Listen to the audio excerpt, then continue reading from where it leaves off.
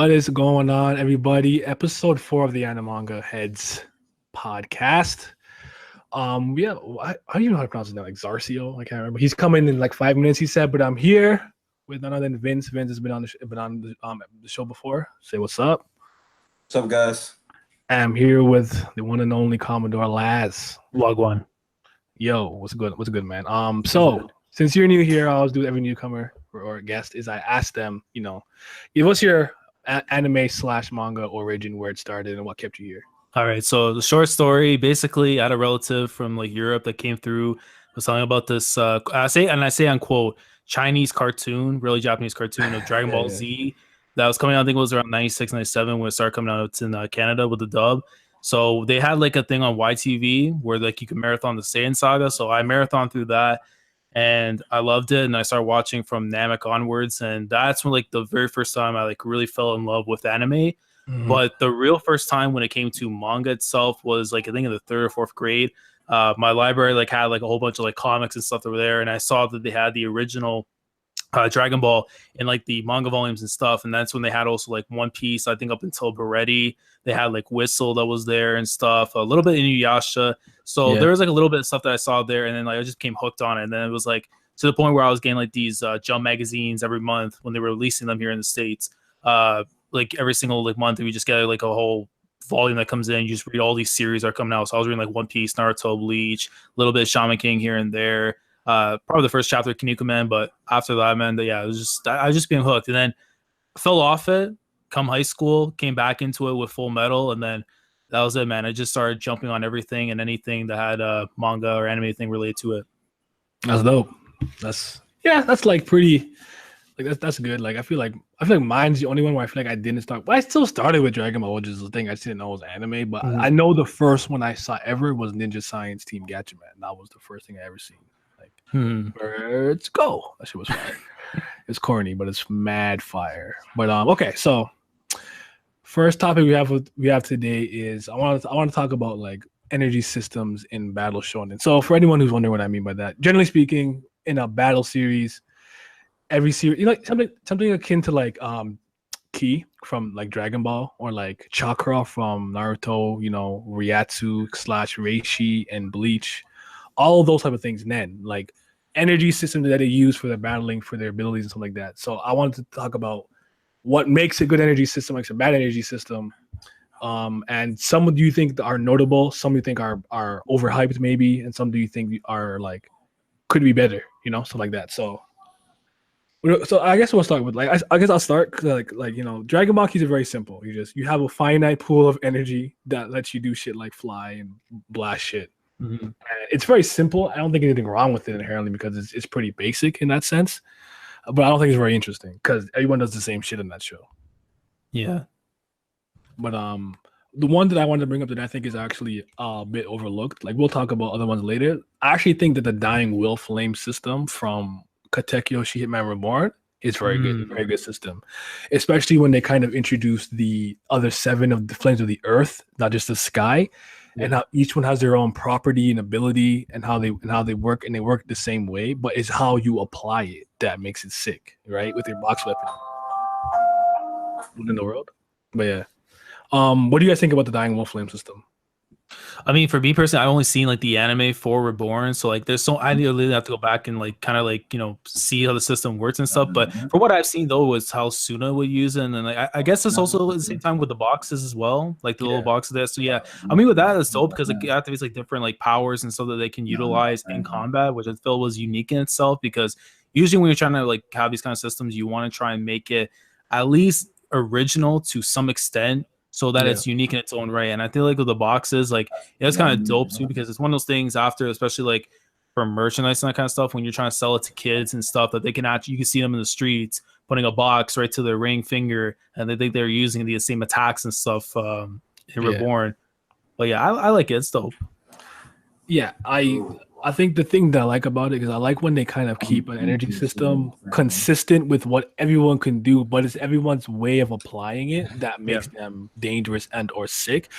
And I don't remember like clearly. Remember when they talked about Goku Data originally had the Storm Flame, Yeah. but when you get the system CAI in the future arc, you actually learn he can actually use 5 of the 7 flames. He just had a stronger affinity for the Storm. Right. That was super dope to me because like the concept of somebody being able to use more than one was weird and exist. But then we found out Zanzis' own was the Flame of the Sky and the Storm Flame, I believe. So he had the Flames of Wrath. Right. So that was a different property altogether, which was sick. Like, Vince, are you back? No, I'm here. I've been here. Okay. Did you ever read Reborn or no? No, yeah, I was saying I can't speak on that. I still have to watch it or read it. One. All right, but someone bring up like a system of energy that you think is like very well done or trash or something. For once, for me that I could think of, like alchemy from Full Metal, because like the way like the whole transmutation circles and how you can actually use these properties to like compress, deconstruct, and then reconstruct things. Like I think it's so dope because again, like the flow of energy, like to reform like different forms of material and it's like new things, like the very first instance when we saw, I think it was Alphonse, but the whole thing where he did with like me that bird with like the transmutation thing, like the little wooden bird thing, like I thought it was dope. And then you see afterwards what it does later in the series, like when Ed, when he was fighting against Father and then the final battle, they had like the whole thing with like the floor was completely like a whole bunch of like attacks that were coming towards Father just because using the circle to kind of like summon like the ground itself into these attacks, which I thought was dope. And like even like, you know, Mustang with the way he uses the flames and stuff, right? Like it was like really, it looked really, really damn cool, like how that was used. Oh yeah, I agree. I think one of the cool things about it too was like it wasn't this broken thing where you can just draw these circles and make shit. You had to have the actual materials and whatnot to do it, understand it, and make the circle. Obviously, if you had seen the certain things, you can make with your hands. Yeah. But equivalent exchange to me was like the most important thing about was it Rengenjutsu? Alchemy, right? Yes. Alchemy, right? So yeah, I think alchemy was really well handled, and the only way you could kind of bypass it was with like the Philosopher's Stones and such. Mm-hmm. Vince, have you read or watched Full Metal? Oh yeah, see, I was gonna speak on that. I'm glad you brought that up. You brought it up before I did.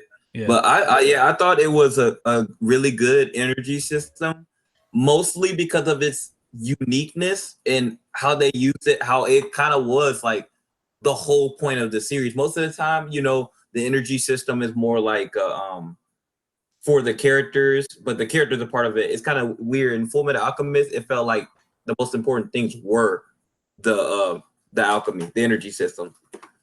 So I thought it was really cool. I like the uniqueness of it. Mm-hmm.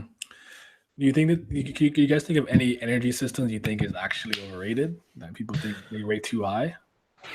I don't know if people rate it high, but Chakra, I think Chakra, like it just got broken, especially in the second part of Naruto. Mm-hmm. Like never ran out of chakra. They always found some extra chakra gauge. I thought when you ran out of chakra, you died, and like things just didn't happen no more.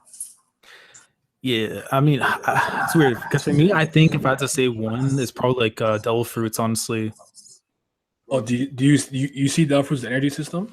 Well, in a way, because like once you're consuming these things, like you're attaining like a power and stuff that supposedly is that of like a devil inside of you, really, right? And like I feel like especially the way like now that like hockey itself has now been used, we can use to say that as an energy system, but even then now I think hockey is the energy system. Yeah, but even then too, like with the use of Devil Fruits and stuff, I feel like now like it used to be such a big thing, like when you started off. Now it's like it's still a big thing in the series of One Piece, but now that if you know hockey, you can bypass that. Regardless of what category you find yourself in. If you have hockey and you're proficient in it, then that's it. You know, like hockey itself, like I think it's still is like going on hockey now. It's like a really good system too, but I feel like there's so much still we need to understand about like how hockey the Supreme King, like Conqueror's hockey, how does that work exactly? Like, observation, we know like it comes through like your senses, how you see things, how you feel things, that kind of thing. And armament's basically like your own like clad like power that you utilize to kind of break through things and kind of like bypass, defend yourself, all that kind of thing, right? So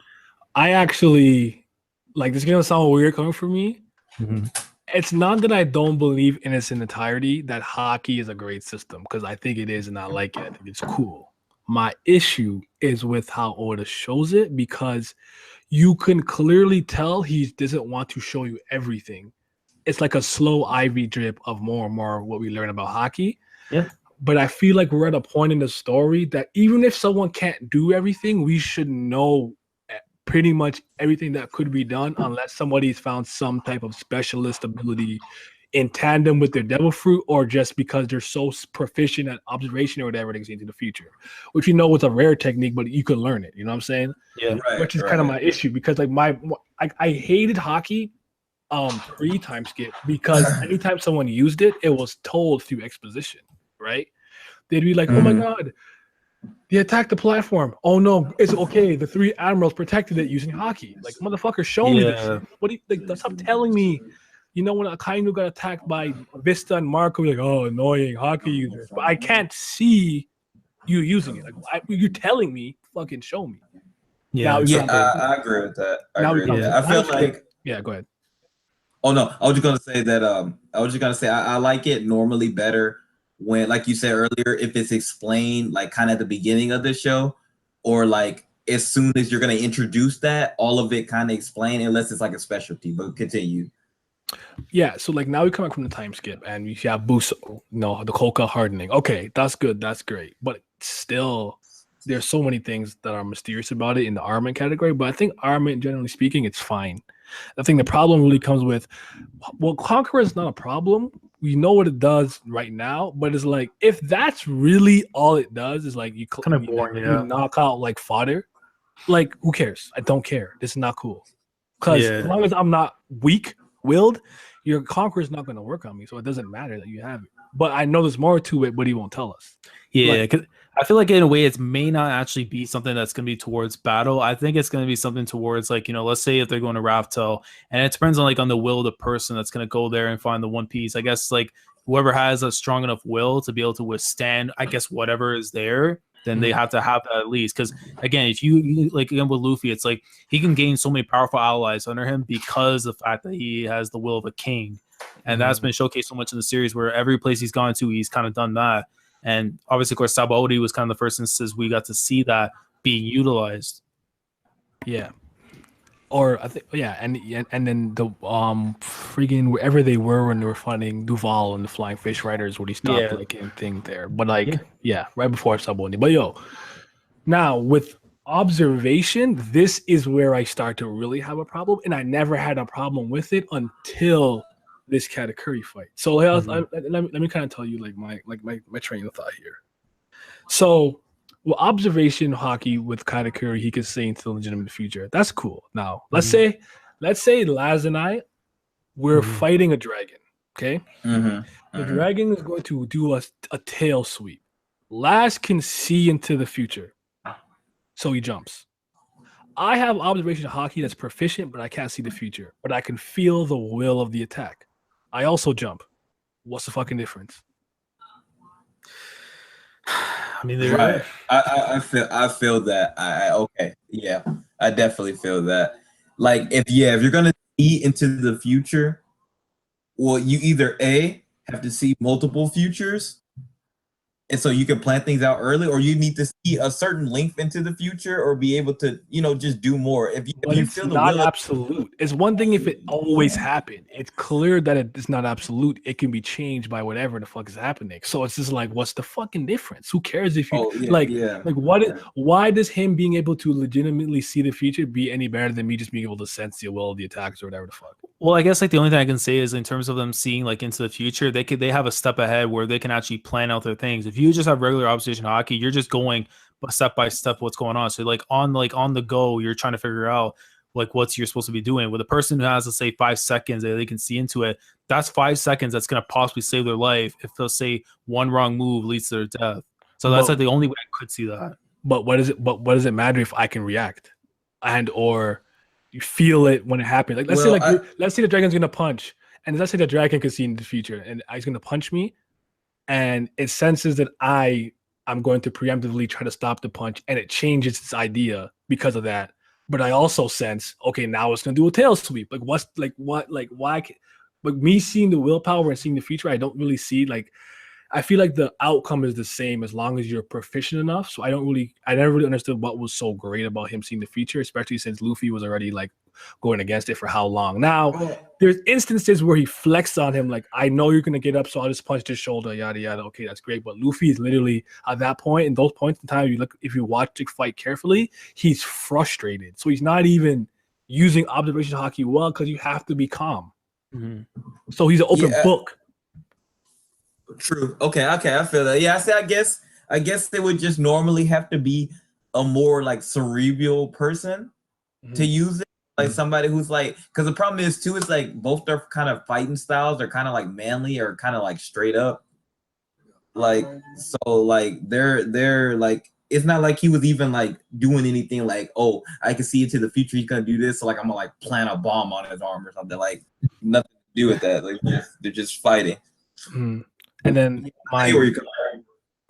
like aside from that, like my problem is in the manga. It's like he doesn't like for me, I always assume to a certain degree competent fighters are using some shape or form of observation hockey when they're fighting. That's just what I assumed. Right? I think that's fair. My issue is that I don't get to see it in the manga. Is it like in the anime? I got to see Katakuri see something, or like if you watch the Heart of Gold special when he fought Mad Treasure and stuff, when they fought against Mad Treasure's crew and stuff, when they were camouflaged and the monster trio all sensed it, their eyes turned red. They turned around and the stream like moved like zone like the eye stream. Yeah. So I can okay, they sensed it because observation hockey, but in the manga, it's like, how do I fucking know unless someone tells me? You know what I'm saying?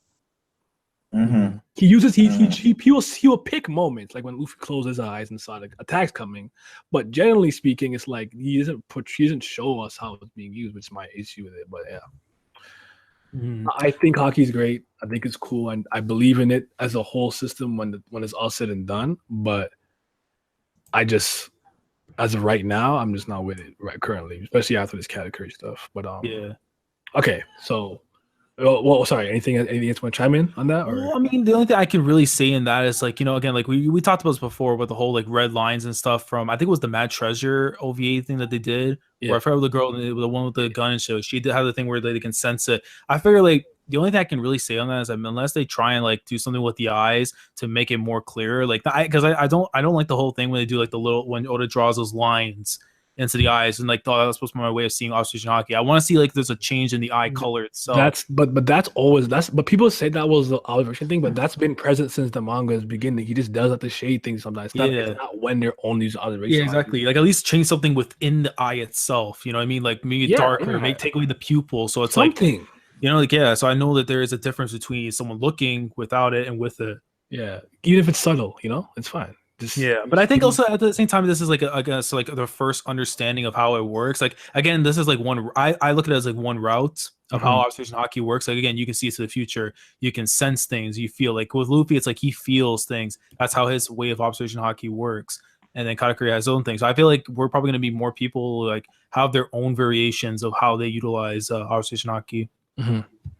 Okay, so let's talk about like I want to see. I wish simulator you can say it, but I'll have to quote him. He's like how Nen is just Chakra with a personality test, and that shit just had me thinking like, wait a minute. Now I don't know. I can't tell you which system really like played off what or what came first. I feel like it's rooted in something Japanese. I don't remember what it was called. Like I fucking knew this at one point, but. Like Nen is low key just like, you know, it's very similar to Chakra, and even how they kind of talk about the natures and like the different categories and stuff. Yeah, but it's just like you could usually tell based on someone's personality. But how good of an energy system do you guys think Nen is? Well, explain. Like, how do you feel about Nen? Okay. So I disagree with that statement. I mean, it was really funny, and I see, but I disagree with that statement. Okay, because one person, Kurapika. So Kurapika had to place all these conditions, or Crollo, two people. They had to place all these certain conditions on themselves to do their powers.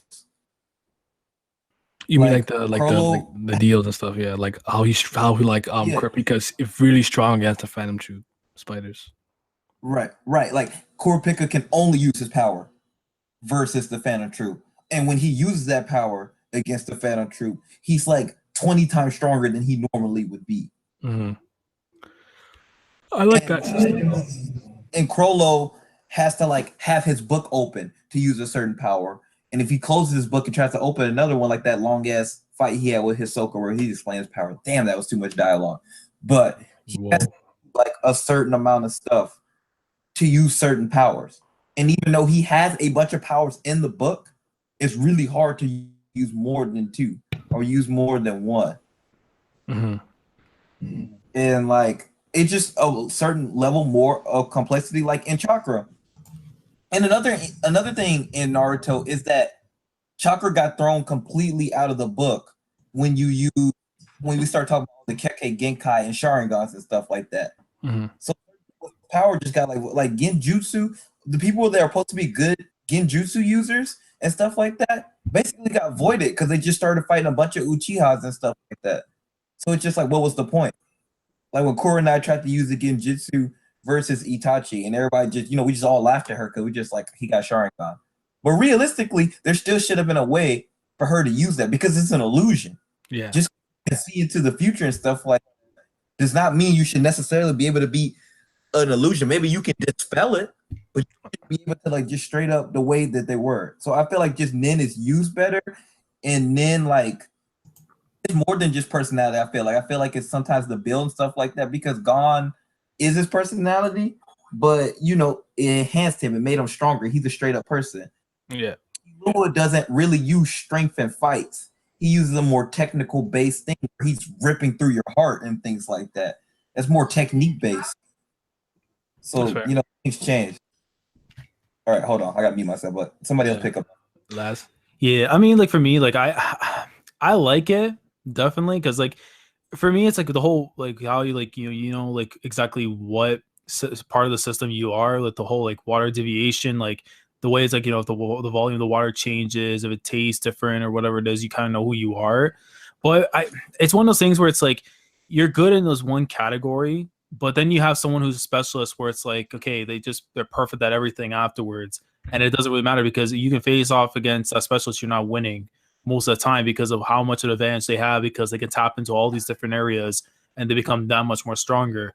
Like the whole thing with Karapika, it's like, yeah, he's going to get that plus 20% or whatever when he's fighting against the spiders and stuff. But at the same time, if he utilizes that against somebody else who's not among the troop, then he's fucked. So at least there's a decent balance to that where it's like he can't just go spam it against anyone he wants, right? Because it's all pretty much for his purpose of taking on the troop. Yeah. Mm-hmm. I think Nen is good just because I think it's very well explained, very well detailed and stuff. I don't like the Nen Beast stuff they've been introducing and this current stuff. I'm really not feeling it. I don't like it, and I feel like I feel like he tried to kind of add a layer of depth, but really I think he just kind of convoluted it. You know what I'm saying? It's just creating like stands. Honestly, like you're just like you already have a great system as it is. I think he's just adding too much to it, like padding it out more to like flesh it. When it's like you don't really need to add stands in here whatsoever. Maybe that could be like, I don't want to say like an awakening to like what you like, let's say for specialists or for whatever Nen category, if you awaken to yourself, maybe you're like whatever you are, you have something that's there. But like to say now you can actually like draw blood into like this little sock or whatever this thing, this little glass thing, whatever, right? And then you can actually summon your own like stand thing to help you out. Like I feel like it just makes things even more broken because let's say you are perfect in that category or whatever it is you're in, on top of the fact you have this, like I mean, yeah, like it just stands out like who the top tiers are and stuff, but like I don't know, I just feel like you're adding too much to the plate. So do I. I really didn't agree with that. Fucking yeah, because then it's like who's beating somebody who has that? Really, like you go to the Dark Continent. I mean, for me, that's the expectation that there are gonna be people out there who have to have something like this to counter them. Otherwise, you're just walking in there and it's a field day. That's cool. I don't know. The NB stuff just hasn't been hitting with me, but like I haven't been interested in Hunter x Hunter in a very long time, so that could play a part into it. just too much hiatuses killing it. I didn't like. I wasn't a fan of the Kurolo Hisoka fight. There was too much dialogue. Yeah, I think that's the thing. Is like I need to see. It's like what you were saying before. I need to see more rather than like hear or see like dialogue. Like yes, it's cool to see it, like to read up on it because like you've been informed. But if I don't see the actions coming into play, and especially like the whole thing with Crow, like how you utilize like all the people and stuff or whatever to his advantage, which smart to him. But realistically, it's like what am I really learning here besides like you're just trying to hide behind like a fat guy and stuff just because you don't want to get stomped by a clown. Right. The problem with that Kurolo Hisoka fight too, that was like Sherlock Holmes as just over explaining and over detail every move that you're gonna do. That feels like something you would do on a storyboard. Yeah. I'm gonna do this and I'm gonna do that. It like what y'all been saying the entire time. Show me, not tell me. And then even then, it's just like, damn, how many panels this we're gonna see? It's like taking away from the fight.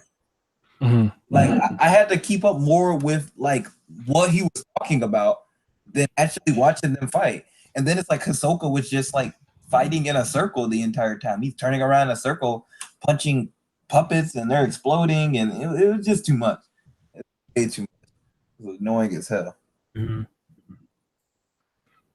Yeah. I don't know if you've seen. I kind of revised the episode thing. Okay. Show notes just because like there's a lot certain topics I think are better with more people. I might remove one more. So we're gonna move on to the buzzword stuff, right? So for what I mean by this is like I find that I appreciate Laz being in so many streams because I'll lose my mind sometimes, but like I feel like there's a general lack of research and care about the people who make the things that people like and stuff. Where they don't know too much behind the scenes and they say a lot of like generic stuff. But basically for this like buzzwords, right? So things you hear people who are fans of anime and manga like use, overuse, or say that are just like you hear they don't know what they're talking about. Like the words like generic, character development, tactics, strategy, overrated, underrated, like certain words like that. Like what words you hear people always say or to describe a series or like like, okay, I'm gonna start with one. Like, that bothers the fuck out of me because it's like it's not that hard to understand, right? Kingdom is a great manga. I'm not a huge fan of Kingdom, but Kingdom is great, and I have no smoke with Kingdom. Kingdom's art is fantastic. I don't remember the mangaka's name, but could draw his ass off. Sahara, yeah. There you go. Draw his ass off. Fantastic. I'm not extremely fond of the art style of Kingdom. There's something with the squareness that just throws me off. The art style is like not for me, but I'm not gonna be like the art's trash. He sucks. He can't draw. That doesn't make any fucking sense. Yeah, people do that shit with like Oda. They'll be like, "Oh, One Piece art sucks." No, you don't like the zany, quirky, eccentric art style of Oda. Oda can draw. You know what I'm saying? So that's one thing that they throw around like art that like they don't fucking know what they're talking about. Yeah, I mean, like the only person I can really say to that degree that can't fucking draw, regardless if we want to say they've been, playing Dragon Quest or have a broken back, whatever, is Tagashi. Like he's had moments where he's been great, but when it comes to a consistent standpoint, so regularly on a regular basis, he's not been that guy. Yeah. Yeah, I completely agree with that. And in the beginning of Blade of Immortal. Yeah, and the thing with Kingdom, it's like to kind of defend it because it's like I hear you where you're coming from because like again, it's like you're trying as a Japanese person trying to craft a story that is based on Chinese history, and you're trying to make it as accurate as possible, where it's like it doesn't look like Japanese. Like if you listen to you look at like Hime Reborn, or you look at something like Beelzebub, you can tell the setting is in Japan. When you're reading Kingdom, you're supposed to tell that this is easily something that's in China with the way everything's layered out with the characters and their styles and stuff because they're trying to make it as close and accurate to that time. But I do get it though because believe me, like the first I would say like the beginning of Kingdom, like again, like Hara was trying to find that art style, I guess, with the characters. Like it looked really rough and jagged, but over time it's gone like a lot better. I do see some gripes of where people have with it, where like it isn't as nice or detailed, or it just I don't know, it just maybe throws people off. But I would say like it is gotten way better. But yeah, I don't. But that's the thing though. Like at the end of the day, it's not like me being like, "Yo, this shit's ugly." It's not. Yeah, definitely. It's very well drawn. It just okay. I'm gonna shout out my boy John because he made this tweet once, and I agree with him because this is what I thought about Kingdom before I read Kingdom at the time. if you don't read Kingdom, I honestly think like just by seeing panels and stuff, it almost looks like they're just in the same fight eternally, like always. It's just this one fight that they've been in for like 500 chapters, and I feel like the art kind of did that. Obviously, when you read it, you learn more and more about it. But like, I felt like that was the funny tweet to me. I'm like, yo, I get what he means by that. Like, have you not read Kingdom ever? You just see panels. It just looks like it's always the same fucking fight because of like the square. I don't know, something to do with the squareness. It just throws me off. But like, it's like even with like with Yaiba, I think Yaiba has a very distinct art style. I don't think it's bad though. It's not. It's well drawn, but people like, oh, the artwork's flat. Nigga, it's on paper. What are you talking? You know what it is? It's because people like when you look at like other series again that are in Shonen Jump, you can tell by its art this is Shonen Jump. When I look at Yaiba, to be honest with you, I don't see that as a weekly Shonen Jump series just because of the way the style is. But at the same time, it's like when you go back and look at series from like the 80s and 90s, you can tell everybody had a distinguished style. Like you had like back in like when Roku Danashi Blue's coming out, how everyone was like even the females for God's sake would look like males. And shit, the way that shit was drawn. But again, that's just like how the style was. Everyone else is trying to be unique in their own way. Now it's like I see everyone is trying, like they're not picture perfect, they look the same, but you can sense that when you look at these series, it is a Shonen Jump series. When you look at that one that doesn't look like it, for example, like a Haikyuu, like you look at Haikyuu's art and stuff, yeah, there's problems here and there with it because it's like weekly and stuff, but it's its own thing. Like, you know, like this is Haikyuu, yeah, it's Jump, but it's its own thing. It doesn't feel similar to everything else. Yeah. That's like the one thing like I appreciate a lot about The Promised Neverland. Like I tell people like, yo, may not be the greatest fan of it. I'm not gonna stand it. It's my favorite, but it's the most refreshing thing to come out of weekly Shonen Jump in a long time. Facts. Mm-hmm. That too. The art style doesn't agree with me. It's a little inconsistent sometimes, but I don't think it's not well drawn though. Like it's still good. But another one I think sorry, go ahead, Vince. Like if you could think of anything. No. You good, bro? I have another one for the improper use of words, but I'm gonna let you do your thing. You know. That's I'm saying go. Like. Okay. I mean, this is the obvious one because this is brought up all the time, but obviously character development. Yes. Mm-hmm. But I wanted to take the time out for once is like really let's go into the conversation of what character development is. Just one time for the one time. Okay. So character development. I remember I like study literature, so like I legitimately know. But go ahead. Got you. Yeah, but by definition, kind of the best way for me to explain it is change in characterization of a character over the course of the narrative or the story. Mm-hmm. So now the issue is most people on Twitter or just anime fans in general for a lot of time, and all of us, we fall victim to it sometimes, or at least maybe in our early age, maybe not now, but we have, is that we think character development means you need to make some big sweeping change in the character. Mm-hmm. And also a big fallacy or a big problem too is that people think it needs to be a good change. Character development can be bad too. You can regress as a character in terms of like you went from being like a good guy or something to bad guy, but it's still development because of the events that changed you because of the story. Right. You can even change from being a person who makes strong decisions or make quick decisions to being indecisive. Yes. Character development. Now, it's not good and it may not be what you want, but it's character development. Uh-huh. Mm-hmm. And people just have this thing that they feel like the character by the end of the series needs to get from this big point to this point. No, that's just a trope. It's just a stereotype that anime fans have gotten used to because we watch a lot of shonen series or we got to watch a lot of series where there's big sweeping changes. If the character makes a decision from like, oh, like I'm not going to save this person to saving one person, or if he goes like, oh, I'm going to save everybody to I'm going to save nobody, that's character development. It doesn't matter how small it is at the end of the series. Mm-hmm. And I think we just have a bad problem because we want things to be done a certain way because we liked how it was done. Let's just take any series, for example, Naruto. So people love how Naruto went from this kid that, you know, he was like really loud and brass mouth, but nobody liked him, to he was the savior at the end of the series and now everybody loves him. I think that's some big sweeping character change. And, you know, that was great. But like I watch 1 Ounce, and 1 Ounce is one of my favorite sports manga. Fire. He did not change, not really. The main character, Tokichi, there's no character change. Not really. No, I agree. How he was is how he was the entire time. He never needed to be anything else for it to be an effective series. Now, he actually changed the characters around him. But if you watch the show and you think you needed some big sweeping change, you wouldn't notice that either.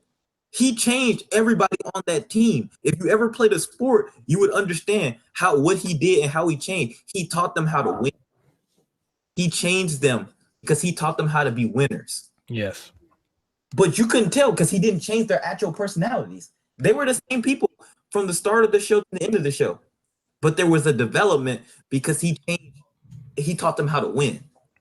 And I'm gonna chime in here just because, like, I think Pat tweeted the other day, follow my Parcel Sports, but he was like talking about, you know, how Luffy as a character hasn't really gone through a lot of development. And like I've been kind of trying to tell people this for a while, where it comes to like One Piece, the main cast for the most part, a lot of these characters, it's not that they don't go through changes, it's not that they don't go through growth or become a bit more layered, like which are different things from literal character development.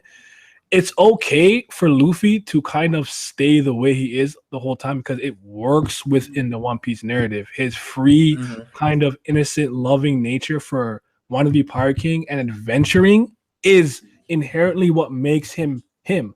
I don't want him to become a fucking gritty, dark motherfucker because like Ace died. Right. Now he's all edgy. Like that's like no one wants that. That's what people like want from him. Like, no, that's not what makes Luffy, right? It's the kind of just pure love for the adventuring aspect of the journey that makes him what he is. We don't want to change that. Obviously, his decision making and certain things have gotten a bit better with experience, like knowing to run away and stuff like that. We've seen a couple moments here and there as him acting as captain and stuff. But he's remained mostly the same character since the first chapter, and there's nothing wrong with that. Right, that's his base personality too. That's what people don't understand. They want your whole being to change. And yes, that does sometimes happen when you have a tragic thing happen in your life. But everybody handles everything differently. You don't need to get darker and edgier or lighter and softer for it to be a character change. Like you said, him just being a better decision maker as a captain.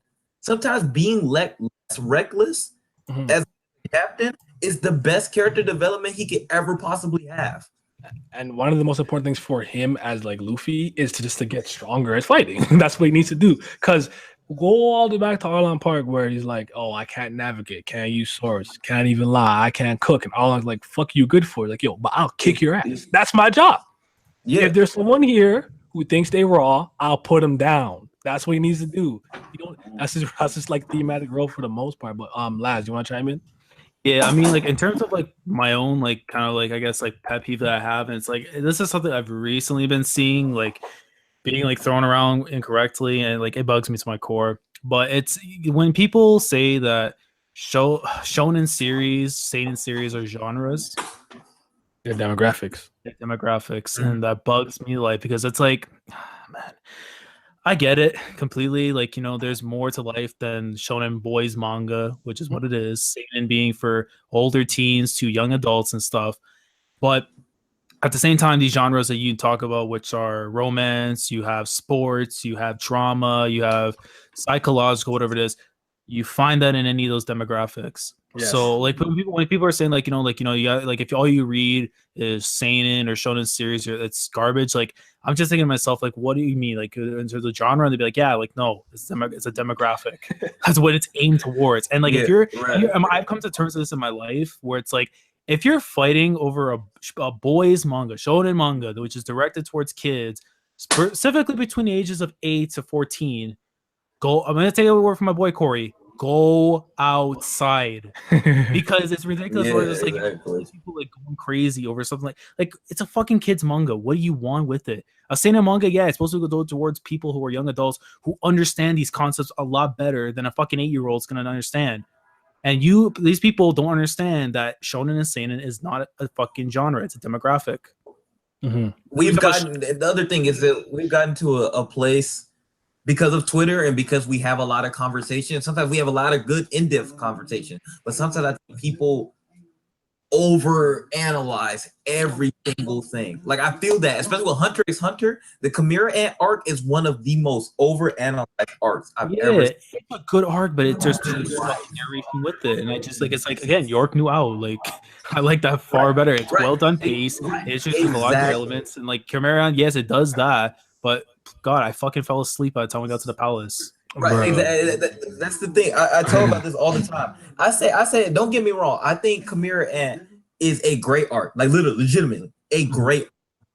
But it is slightly overrated because y'all sat here and looked into every aspect and just like killed it. I was like, personally, from an enjoyment standpoint, like you said, I enjoy York New twice as much. I enjoyed the election arc the most. Yeah, I mean, election's good, definitely. Parasol was a troll. That nigga raw. Yeah, that's the case. See, the thing is, like, I can never rate it so high because of the fact that it's never going to come back. So Pariston, like, he's awesome, but it's like that's all. Like, he's done. Yeah, he's done his role.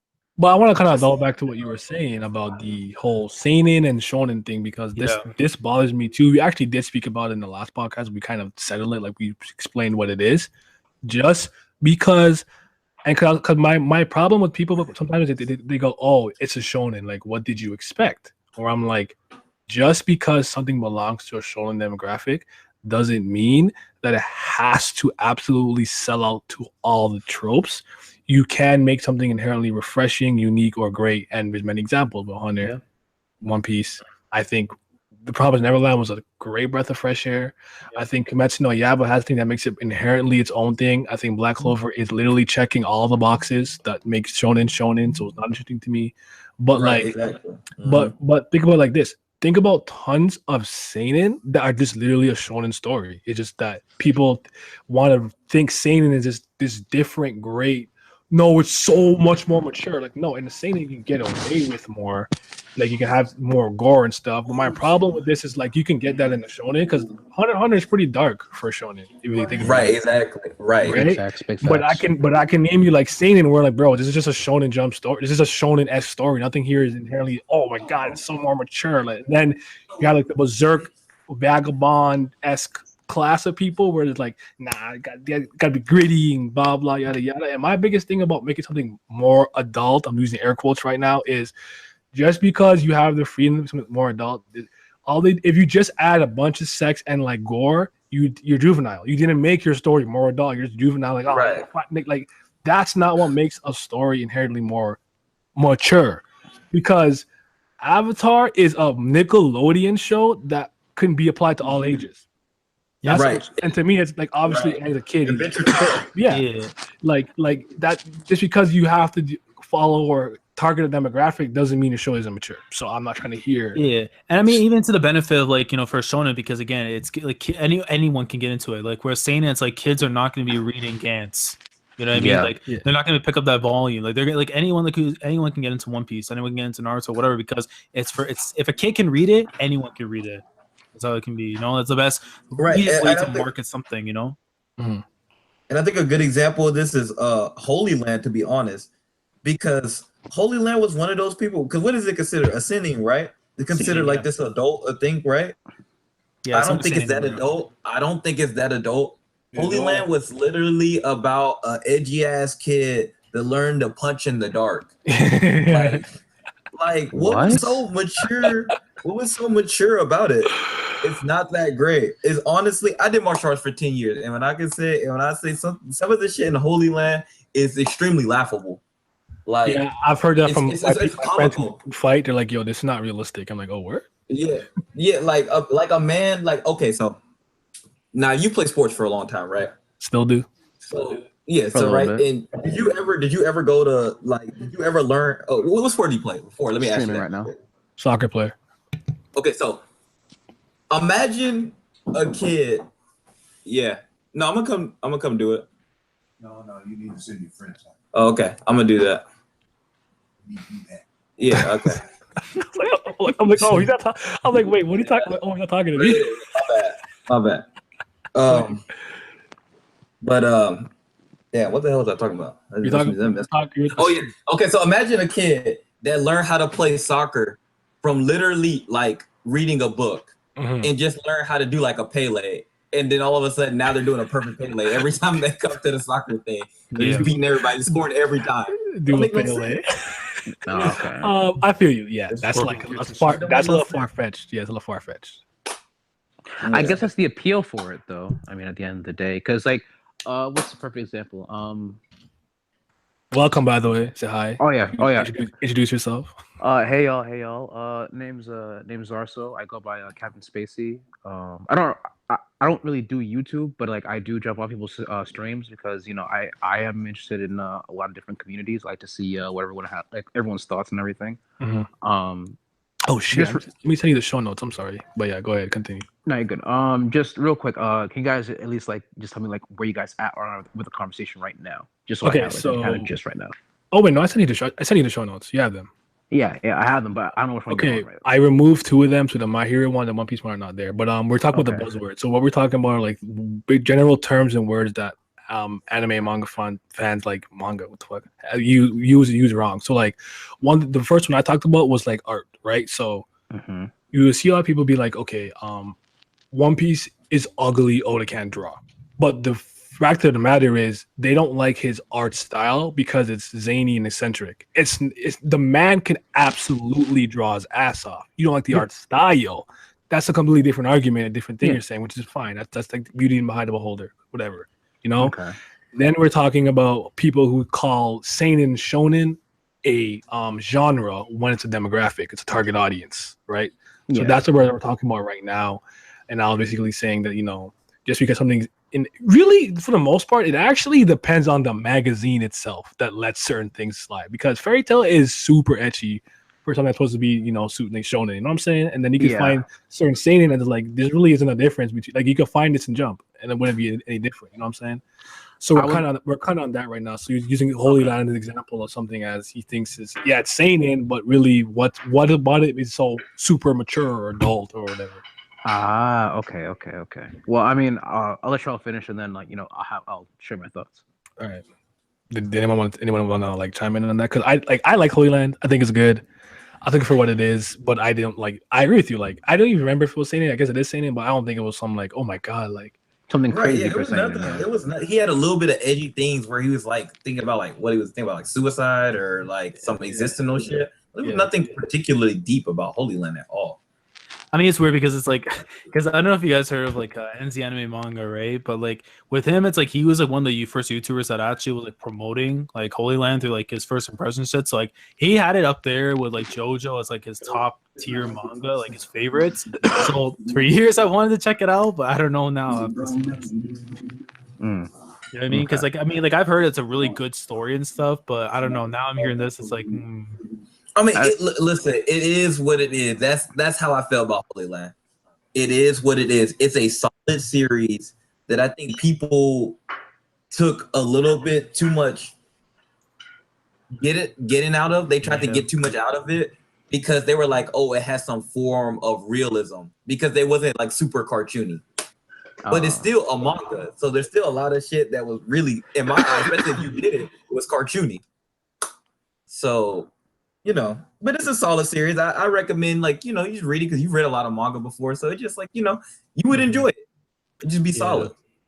If I had to chime in real quick, I would say that on that point, I would probably say One Piece. No, not One Piece. One Punch Man is a perfect example, right? So you have their fan base was like, oh yeah, Saitama could be anybody. Saitama could do this. Like Saitama could do that, but it's like this and One Punch Man. Last I checked, was supposed to be categorized as seinen, and that's really because like when the monsters get destroyed, it's kind of like bloody and gory. But it's like you don't really see all that much gore when it comes to the heroes, and people are all like, "Oh yeah, it's amazing, this and that." And so like you guys have to realize the main character really throws away like. The main character, there's no tension for him. There's nothing he can be scared of. So it's like, I see why they called it seinen, but it's more of like a gag seinen than anything else. And then you have My Hero, because I was talking about this on an earlier stream today. We were talking about it earlier. Yeah. And And we're talking about like the comparison between like My Hero and One Punch Man, and I remember saying that at the end of the day, there real like while there are stakes and there is like loss of life in both series, One Punch Man doesn't take it all too seriously because the sense of tension, kind of like escapes the series when the main character is again, that's what it is. It's making fun of it's making fun of all that superhero stuff. Yes. Because it's like, Saitama's not supposed to lose. He's basically the equivalent of Axis. That's the whole point. Everybody else is doing all these. It's like it's almost like fake woke. It's almost like fake deep. It's showing you all these things and it's doing all these things that you be like, oh, like these characters are really trying to do something, and it shows you semblance of like topics to touch on. But at the end of the day, it's not trying to dive into those things deeper. It's not trying to tackle those things. Like for example, I remember saying that one of the major focuses on the series is how it's not necessarily Saitama trying to become stronger than anyone else, but rather it's the story is more focused on him and how he ends up making friends along the way. And that's more or less, and that's more intriguing than seeing him fight or seeing him develop as a character. I'd argue against that though. That's not really true. Hold on. So my reasoning is this, right? It's like this. There's really not much else you can think of when it comes to Saitama, right? Besides the fact that he's really the strongest. Saitama doesn't care about friends though. You're right. He doesn't care about any of that. He literally got his powers because he just wanted to be strong and fight monsters, and he became overly strong, and everybody's just attracted to him because he's strong. The people that really know, but he doesn't care about really making friends. Even if you watch the first season, or if you're reading it and you read update, there's nothing about particularly Saitama caring about, like, he doesn't at the end of the thing be like, oh, smile. It's like just people just come and just let him stay. He's kind of unfriendly, to be honest. Yeah, exactly. Now, exactly. Now, my point is that it's not that he's going out there trying to make friends or anything. Is that he ends up meeting people, and some of those people, like you just said, are attracted to him, and it's like those people that are attracted to him that essentially kind of like make their presences like known to him and kind of like stick like and kind of like show them like basically make themselves known to him more than once. Like for example, Genos was like really overbearing as how like, hey, I want to be your pupil. Fubuki, after Fubuki lost to him, he's all like, hey, you need to be part of my group. Like slowly but surely, it's like he ended up getting like a group of friends that he really didn't want Fubuki. At the end of the day, but later down the line, it's like these are the people with their interactions that are more important to the story than really Saitama fighting. Because we all to the story, I agree, but I still don't feel like him as a person. He cares all that much about any of them in any life. Oh yeah. I mean, he wants them to get the hell out of his house. Oh yeah, exactly. Like he doesn't care. He doesn't care about anybody like that. It's just like One Punch Man. The main characters are basically everybody. Everybody's a main character. If you're a side character, that's a hero. You're important. You're basic character, yeah. I laughed because I saw this tweet today. Saitama's basically a janitor. He just cleans up every situation. Yeah. That's what he is. That was the funniest thing. But it's just like I said, One Punch Man uses things that we see in regular superhero comics. The certain tropes, certain deepness factors. Like in the second season, I don't want to spoil it, but if you watch the second season, it's gonna tackle a question. It's gonna tackle certain things. It's gonna tackle certain morals and ethics. But at the end of the day, Saitama and One Punch Man as a whole don't care anything about those questions. It's up to you to, if you want to overanalyze it and attack those things on your own, go ahead. But at the end of the day, it don't care about none of that. I mean, at the end of the day, his initial point stands because, like, basically what you're saying is that, if I remember correctly, like, because I did read the original, it was in Young Jump webcomics, and now I feel like Shonen Jump, Weekly Shonen Jump, I think puts out the digital whatever something. I can't remember, but it is classified as a seinen. I remember that clearly. But what about it really? Except for when he punches the monster and they're like, oh, they blow up. Is really inherently super like, oh my god, like you can't put this in Shonen Jump, and it is in Shonen Jump anyways. So like, I would say like there's that, and like I mean they do, but like from there it's like everything else is pretty much typical shonen. Like you don't really get anything out of the ordinary. You already have gay dudes in One Punch Man as much as you do in like in My Hero or in One Piece. It's like you had the Okamas and you had like that dude Magne. So, Okama shout out to the Okamas. They're off. Right. Right, but like the thing is like the main focal point is shouldn't be like how powerful is Saitama, but it's rather like exactly like that's my biggest problem with that fan Saitama's base. interactions with characters and like the characters' interactions with him, Mhm. and essentially it's like this: the most interesting parts about One Punch Man aren't the fights, but that include Saitama, but rather like Saitama's daily life with other people and how he interacts with them. The interactions are more intriguing than any of his fights, really, unless again it's not one of his fights. Now, like I thought, like yeah, I was telling you that earlier. Like that's what makes it to me. And like I said, I like when everything is going wrong and then he pulls up and completely undercuts all the suspense because you know he's gonna win with minimal effort. Like it's hilarious to me.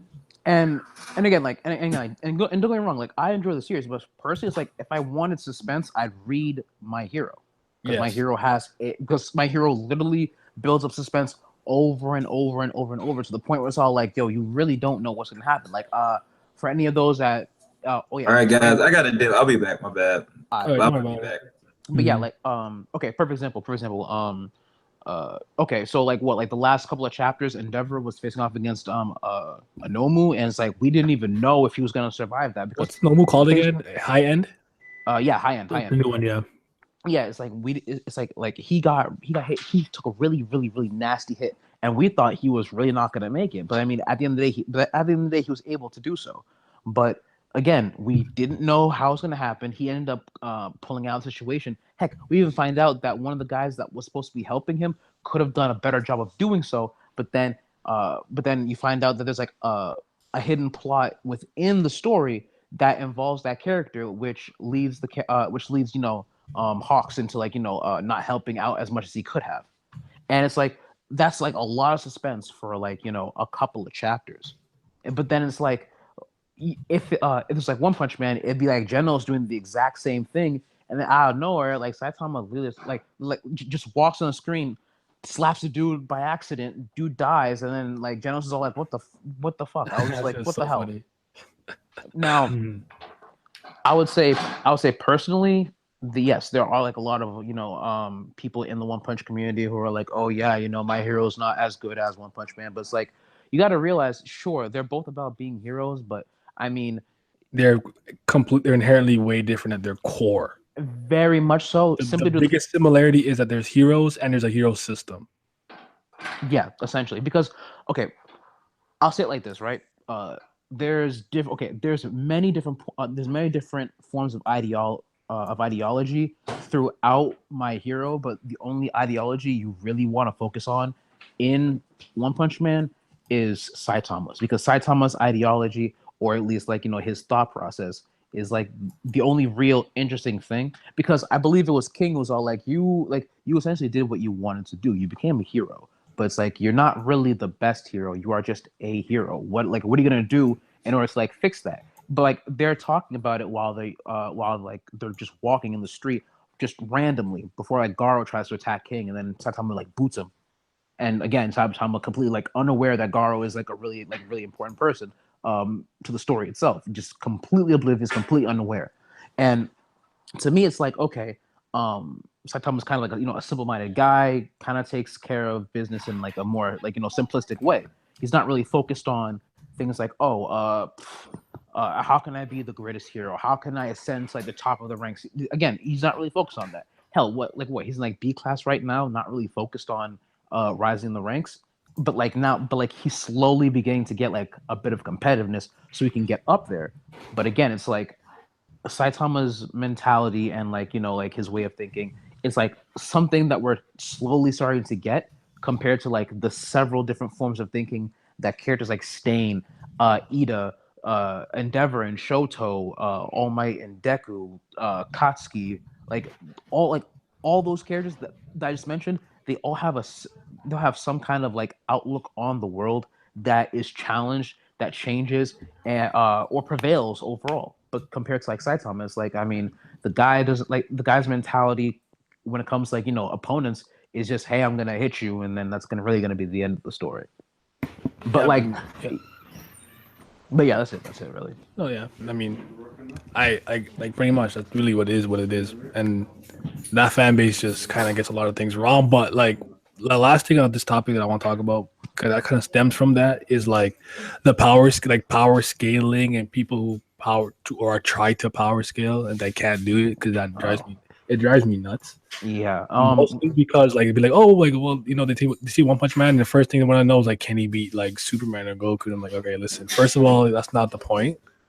And second of all, it's just like, if you really can't power scale, please stop. Don't do it. I can't take it anymore because like I spent a lot of like earlier days of like Twitter and stuff arguing with Dragon Ball fans. Like Superman vs. Goku was the number one thing I got into arguments about. And one of the things that annoyed me the most was this would come from somebody who's never picked up a DC comic. So it's like, how are you going to argue with me? Exactly. Yes, exactly. It doesn't make any sense. Yeah, and the thing is, like, I pride myself on the fact that I try to go to like different forms of media in order to absorb everything, because I don't want to talk about a subject that I have no business talking about. If I've never picked up Dragon Ball, how can I say, oh yeah, this is how Dragon Ball works? I remember there was a podcast for Screw Attack, and they had done the Natsu versus Ace fight, and then like I was watching it for a little bit, and my friend, he was telling me that it's like, oh yeah, like, you know, they were talking about, they're like, oh yeah, you know, if they just throw water on Ace, then it's pretty much over. And it's like, those guys probably haven't even like picked up a single manga, or probably like never even like watched or seen any of Ace's fights. They just kind of like compile some information, and then from there it's all like, there you go. My biggest problem with Screw Attack and Death Battle is the misinformation that they spread. I don't care if you want to do versus battle and stuff. My problem with them is like, I don't know if Laz, I don't know if you've seen the one. I'm bringing this up because you know how much I don't like Miss Marvel, right? Yeah. Miss Marvel versus 18. Okay, Miss Marvel will win that fight, and that's not something I want to admit, because I think 18 ended up winning but my problem was they said 18 could absorb energy. Is 18 an energy absorption model? No. Okay. No. Do you know what they took that from? Fucking one of the games. Yeah, one of the games. What? Yeah, like, one of the games. Like you have source material, like right there. You like because I think some people think they could watch a video or read a wiki and think they don't know what the context of the situation this feat is coming from. So they say something like, okay, Ace, you douse Ace in water and you can't do nothing. Okay, first of all, Devil Fruit powers don't work like that. You have to be submerged up into it in your waist. Second of all, Ace can still fight. Ace has hockey. Ace has, you know what I'm saying? Like, he is not just done because it's gonna rain or something. Plus, we know that like Logias to some degree can kind of affect the climate. You don't even know what could happen because he's there, right? Remember when in Drum Island it did not snow while he was there? Obviously, it's an ice and fire thing, and also, he kind of had a tie clash with Aokiji, and Aokiji fought well with what's his name, Akainu, and those are like elemental differences where like they shouldn't really be a difference. So like I'm not trying to hear that, you know what I'm saying? Not even, and it's not even that. It's like when it comes to power scaling and like all these like versus battles for characters from, you know, like different franchises and everything. It's like people don't take into account this. Like, okay, perfect example is like this, right? We already know that when it comes to anime and especially like shonen and seinen, but mostly shonen, like a lot of the characters, even like, you know, when all the chips are down and it's like a really gloomy situation, a lot of the characters are able to like, you know, come out and surpass their limits. And like, you know, Haki in One Piece is kind of like, you know, prevalent, or rather like evidence of that, where it's all like, you know, someone's spirit or their drive is essentially like allows them to kind of like push past their limits and essentially like, you know, push past the pain and basically and essentially go and fulfill their goals.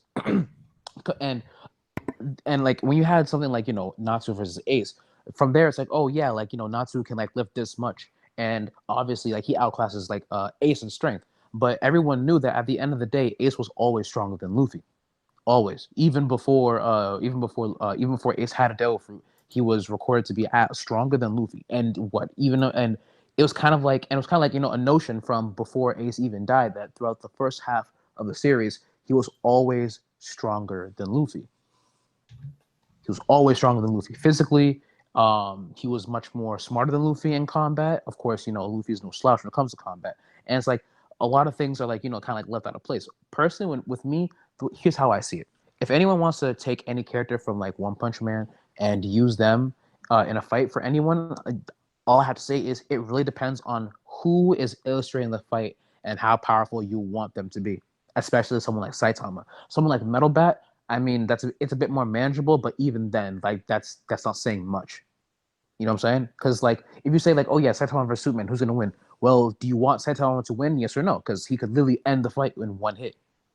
No, he's not. See, exactly. And that's my thing. It's like, okay, oh, we're gonna go by feats, and this happened to him, and that happened to him, and this happened, and that happened. While Superman's all like, again, it depends. Do you want Superman to win or lose? Because you can write him weaker, or you can write him stronger. You'd have to take a version of Superman. That's the thing. That's the one thing. You have to take Rebirth, New 52, Pre-Crisis, Golden Age, whatever. You have to take a version of him, and then for me, I keep it simple. I just go by the feats. So one of Saitama's greatest feats is literally getting punched in the moon and just jumping right back, right?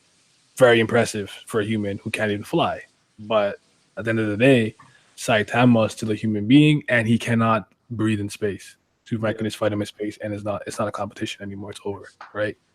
He can't survive the vacuum of space. Like it's for like if you want to go by he's a gag character, yada yada, Toon Force and all that stuff, sure, fine. I get what you're saying, but like based off actual portrayal from things you've seen, no, he's not being Superman. And like if you threw him in the DC universe, he's at best like C tier because he can't fly. Yeah, he doesn't have a healing factor, nor can he breathe in space. And those are like very basic needs that you need in something like Marvel or like DC, like healing factor, invulnerability, the ability to fly and travel at like super high speeds and in space are like some very minimal things you need to do to thrive in those kind of universes. Exactly, yeah. And unless you're Batman.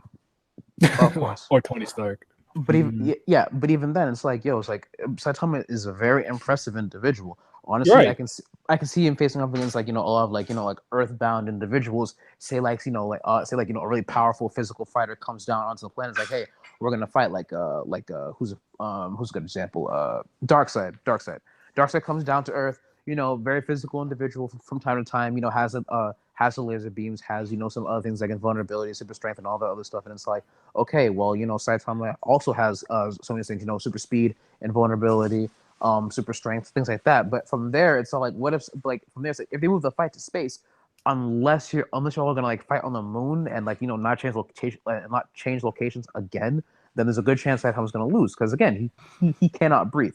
And like you said, Toon Force and other stuff, yeah, that might come into play. But again, it's like when you have people. Another example is like this, right? The Goku versus Superman argument. Who's gonna win? Goku's had how many writers write him? Like what? One? And how many has Superman had? Like what? All of them? And from there, right? And from there, it's like, Superman at one point sneezed so hard that he literally like pushed away a galaxy. Well, that's like super early Golden Age, Exactly. Exactly. That's why I say you pick a version. Exactly. And see, that's the thing. It's like it depends on the writer. But for me, like you could take the weakest version of the mainline Superman, which is New 52, and he still wins. That was my thing, because the thing about it is New 52 Superman has a lot of feats that people do. It's kind of like you know how King likes to fish for Sanji feats. You could kind of do that with New 52 Superman. There's certain things you wouldn't really take in because it's not like a big deal, but it's like no, he just read an entire library of medical books in a split second and performed a surgery that no human on the planet could do with his heat vision. In like 0.5 seconds. Like right. That's like you would kind of write that off because it's just like he's not fighting somebody, but he just saved someone's life with the surgery that the best doctors couldn't do by literally reading every medical book in the hospital in a flash. Exactly. And like, and again, and of course, because when it comes to like Western comics, I do have a prejudice, of Marvel over DC. But that aside, my thing is like, you have a lot of characters that do a lot of different things, and a lot of people can say, well, that's bullshit. Well, this is bullshit. Well, that's bullshit. You gotta take most of like the feats that you see out with a grain of salt. For example, you said you referred to Saitama's feat of being hit up to the moon and then coming back, right? My thing is literally to come back to the exact same spot or at least like within like the same general area of when he was like propelled like out of orbit and to the moon with like pinpoint accuracy. He would have to see where he was going, know where he was going, survive re-entry coming down from the moon. Mm-hmm. The fact that he was able to kick off the moon and then come back to and come back and do and all that other stuff. That's a lot of technical stuff that you can go ahead and try and like break down. But it's like that right there was one really really really crazy feat. But again, it's like that's just him coming back to Earth. You have Superman who's done a lot of stuff. You really can't bring him like you really can't say it's like, oh yeah, Saitama could just beat him with one punches because of what? just because like in his if Superman came into Saitama's universe, then maybe, but even then that's a really big if, that's a really big maybe, only because it's all like if we're bringing Superman in here, who's to say that Superman won't won't break every single rule as much as Saitama does? Yeah, because he can fly, he has like actual powers, he can do like all that crazy stuff. Not like and in a lot of ways he's almost as strong as the narrative needs him to be. Yeah, exactly, and that's one of the biggest things. So like you can't say that, oh yeah, one character stronger than the other simply due to the fact that some of these characters need to be as strong as they do. Now Goku, he's a bit more manageable because we know, or at least we kind of know where he's at. Sometimes, not all the time, because obviously, like with like the new Super, a lot of where he was at was kind of iffy, really. Yeah. What's up, Patrick? Yo, What's going on? You have the show notes? You have the show notes? Like the notes for the show, like that put in the group. I'll send it to you. My fault. I'll continue. My fault. Yeah, I got it. All right. Right now we're still on we're still on the buzzwords, aren't we? I think so. I think so. We've been on for a minute though. Yeah. Yeah, we're out to move on. Okay, all right. Okay, quick. My quick, bad. I didn't mean to no, it's all good. It's all good. Quick thing first. For you guys, Pat and Xarso. Okay, I'm gonna ask you, Pat, because you just came. I'm gonna ask you like what your like anime and manga origin were, like what got you into it, and what kept you here. Well, I mean, I know it's pretty obvious, but the first anime I ever saw was Dragon Ball. Yeah. When I was like 4 years old, I just flipping the channels, I guess. I seen grown man throwing hands. I was like, oh shit. And then like as I was watching it like week to week, then that episode, because like the way America did it, it was weird. Because they did Dragon Ball Z first and then they did Dragon Ball. So it was like when they did Dragon Ball Z, I started from the beginning, and then after a while they got to like the Namek Saga, and then they started over from the beginning again. Mm-hmm. So when I was like 6, I guess they finally got to like when Goku first became a Super Saiyan, and then after that, crazy. I was like, shit, this shit is lit. Yeah. So I just like when Dragon Ball Z finished, I guess that was like 03, 04. I was just looking for like a bunch of other stuff from the same medium. So I was like, okay, I was watching Fullmetal Alchemist, I was watching Inuyasha, just like anything that America had, Rurouni Kenshin, Yu Yu Hakusho, everything that they had licensed, I was watching at the time. That's what Toonami was great for. Yeah. When it comes to manga, I didn't realize like anime came from manga until like later on, probably like 06, 07. And I was reading Slam Dunk. Like I walked into a bookstore and then there was like Shonen Jump magazine. I was like, Shonen Jump, what the fuck is that? Like I had no idea what Shonen Jump was at the time. Mm-hmm. And I was reading those like magazine that licensed Dragon Ball Z, Yu Yu Hakusho, all that stuff. I was like, oh shit. I went to the library, started reading Slam Dunk, and I was like, okay, this is kind of cool. Then after that, I started reading iShield 21. You got to sports faster than I did. It took me a while to get into the sports genre, but I got there eventually. Yeah, I was reading the sports, like iShield 21 and Slam Dunk. And Slam Dunk was like, what struck me was like the detail. Like, I guess that's why, it was always going to be like one of my favorites, because like normally when people do anime or manga, like when guys sweat, it's like, those little 1 or 2 drops on the head or stuff like that. It's not like realistic, but like you can see the whole body was glistening, like they're really in a sports game. And I was like, wow, this is incredible. And not only that, it was like Sakuragi, he just started it because, I think everybody's read Slam Dunk, like started just to get the girl. and he was calling himself a genius and all that. And I thought it was pretty funny at first, but after a while, the fact that he grew to love the sport and I always forget that he started that just because of one thing. He's like, yo, yo, like he really started just for one girl, and then he started actually liking it. And like he kept calling himself a genius, and like I'm reading, I was like, this guy ain't no damn genius. And I was just reading. After a while, I'm like, yo, he just might be. Like he really might be a genius. And you jumping out the gym. Yeah, that was that's how I pretty much got into Dragon Ball. And then after Toonami went down, that's when I started watching anime online, and then I started just listening through everything I could find. Like watching anime back then was a struggle online. I think y'all know. It was, yeah. Like you gotta go on fucking LimeWire and shit to download an episode and shit. You guys know, bro. Like, never forget. Like YouTube had episodes in parts. You was lucky if you got the opening sometimes. Yeah. Like you got lucky because in Canada they fucking would put like one episode on a fucking VHS and they ask you for $30. Like what?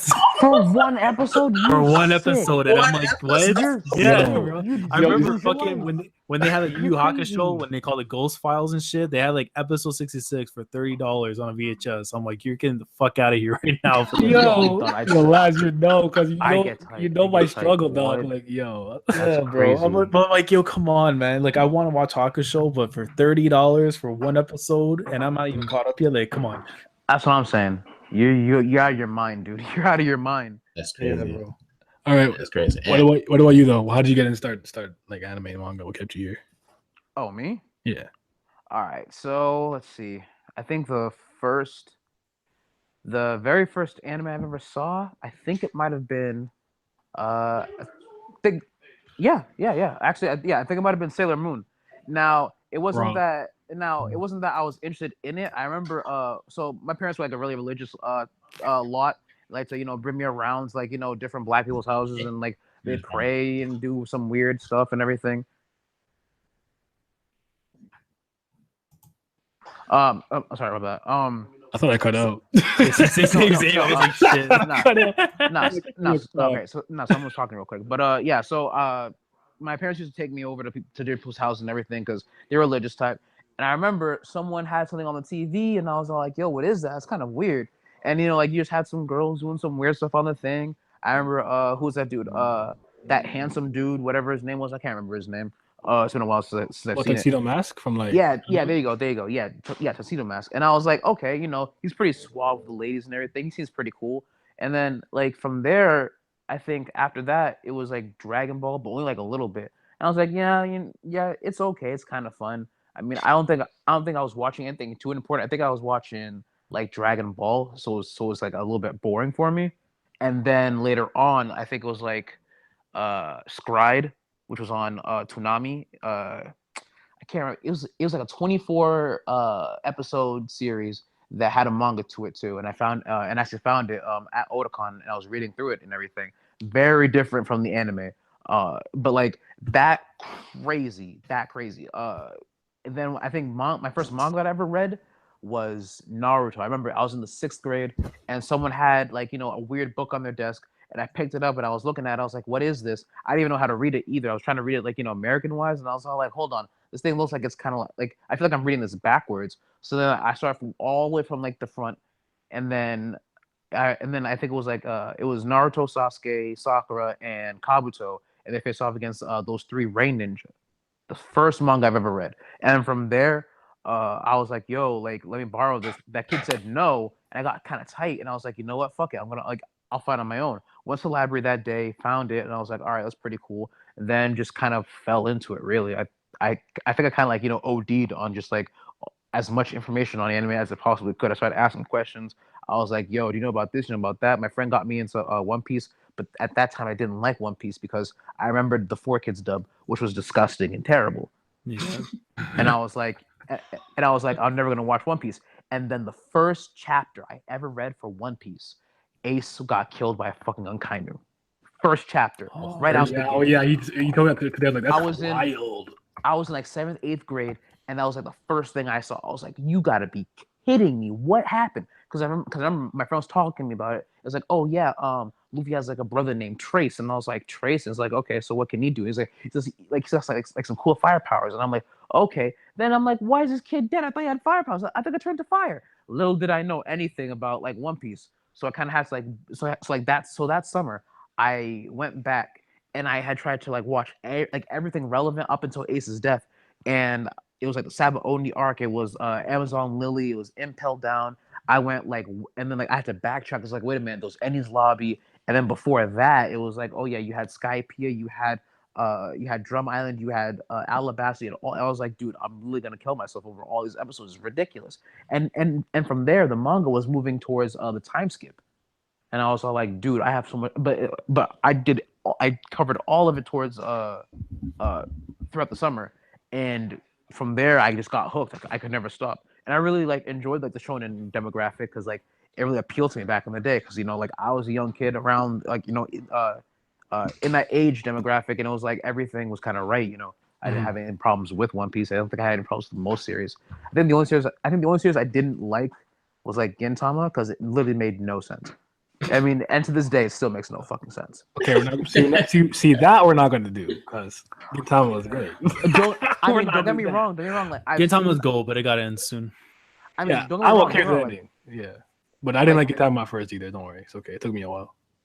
Because I remember it was like what I think the first couple of chapters it was like, oh yeah, like some aliens were attacking some samurai dudes, and I'm like, so samurais and aliens, is that it? And lo and behold, that was it. Like that's the premise: samurais and aliens. And no, see, you didn't get far enough because that's not. Which that's not obviously was. Like, I know. Well, you're saying at the time when you tried it. When I first tried it, I was like, okay, that's what it was. I mean, obviously now I know it's like its own gag series where it's like they'll just rip off every single like series that Jump has ever pushed out to publication. Literally every single series that's publicized. Yo, if you get paid for making people's shit work for you, that's raw. That's all. Yeah. That shit is raw. Okay, all right, let's move on though. Let's move on to the next topic. So, this one is a genre thing, right? It's just funny just because like since like the last episode I did on this, like I got what I wanted kind of, but like basically genres, it could be anything that you wish flourished more in like anime and manga like, that you don't see enough of. It could be anything from like cyberpunk to steampunk or whatever. Like for me, I always said like within the sports genre, I feel like if you got someone competent, you can make a raw hockey manga. So Akira Amano's hockey manga, like if that goes like well, first of all, they're gonna be dripping.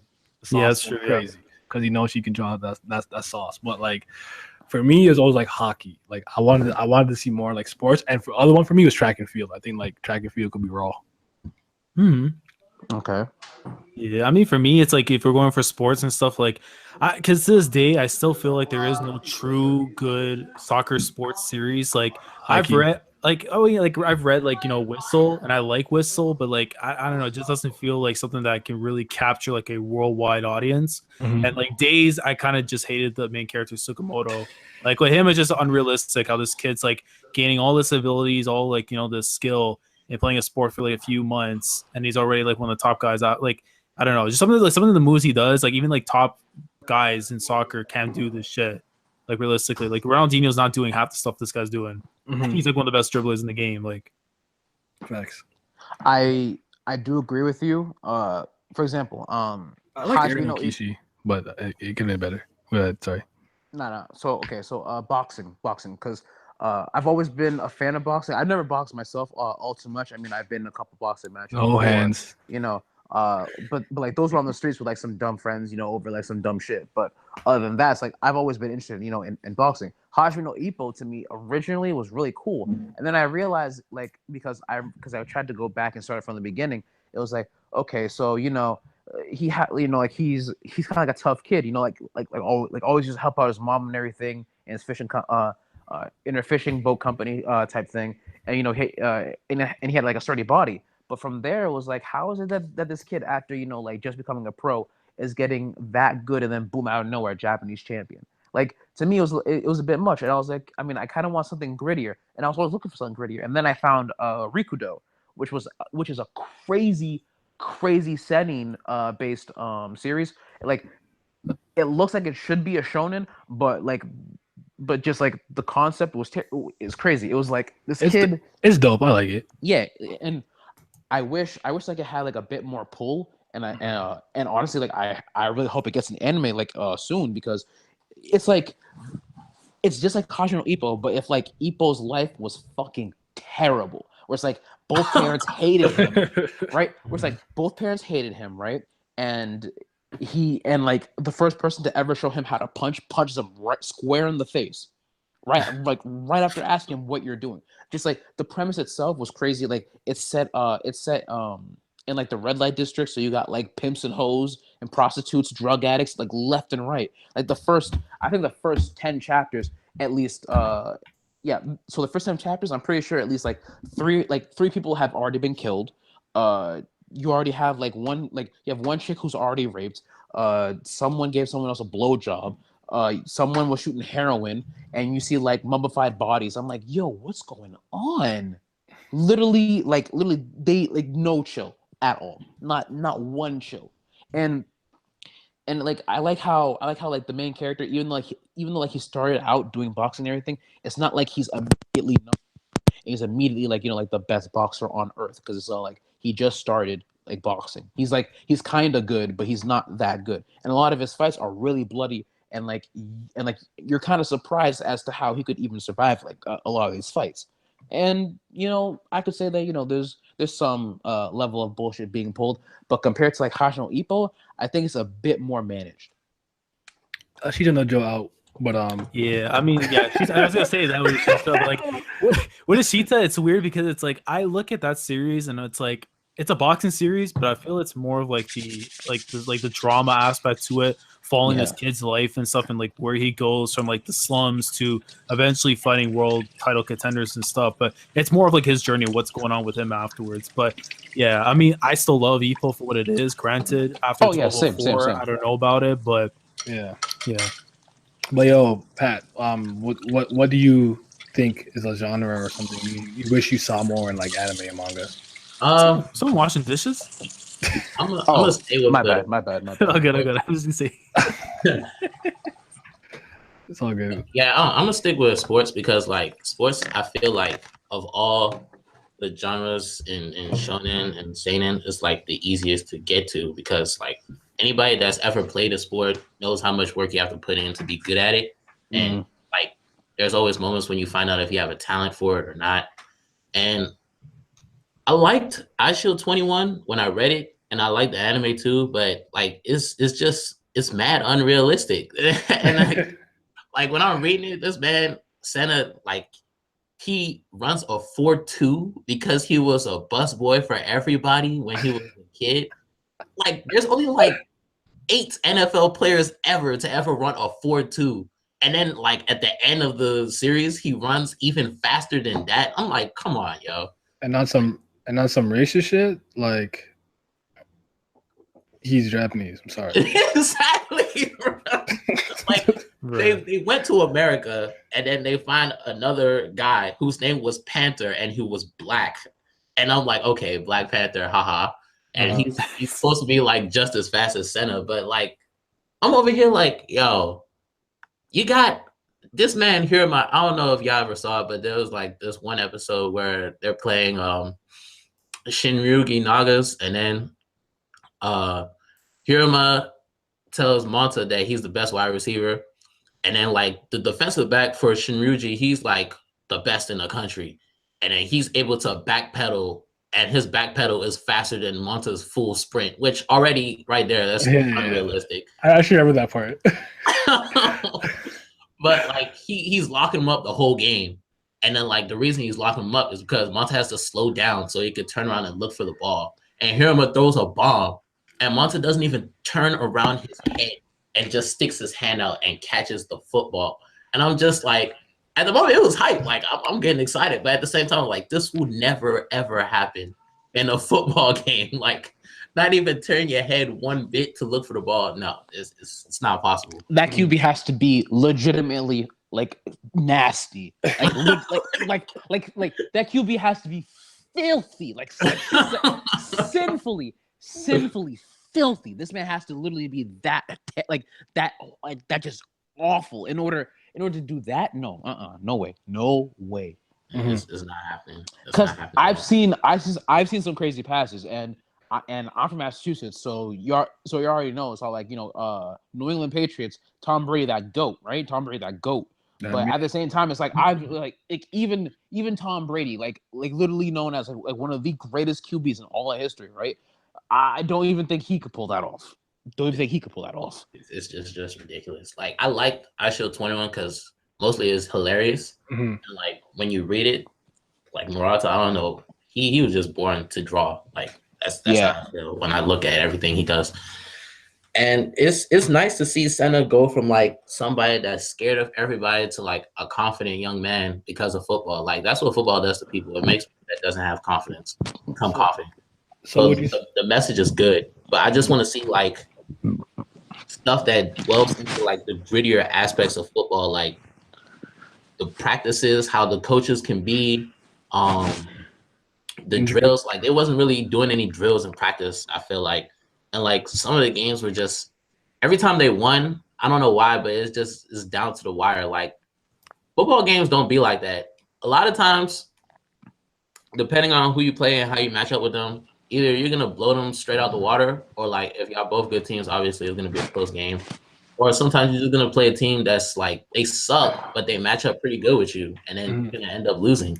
And like I don't feel like there was enough of that in ISO 21. So would you say you want a more realistic football manga where they take a look at all the the individual parts or the things that make American football inherently unique in itself? Yeah, I want to see something like I guess maybe something like Major where the main character goes to America and is what football is really like, but without all that extra drama that Major had, because I felt like I was watching a soap opera after I started going through Major. Damn. I'll say this, like in terms of like things I would like to see more. When it comes to like before we move on, like slice of life stuff, like just get out of school.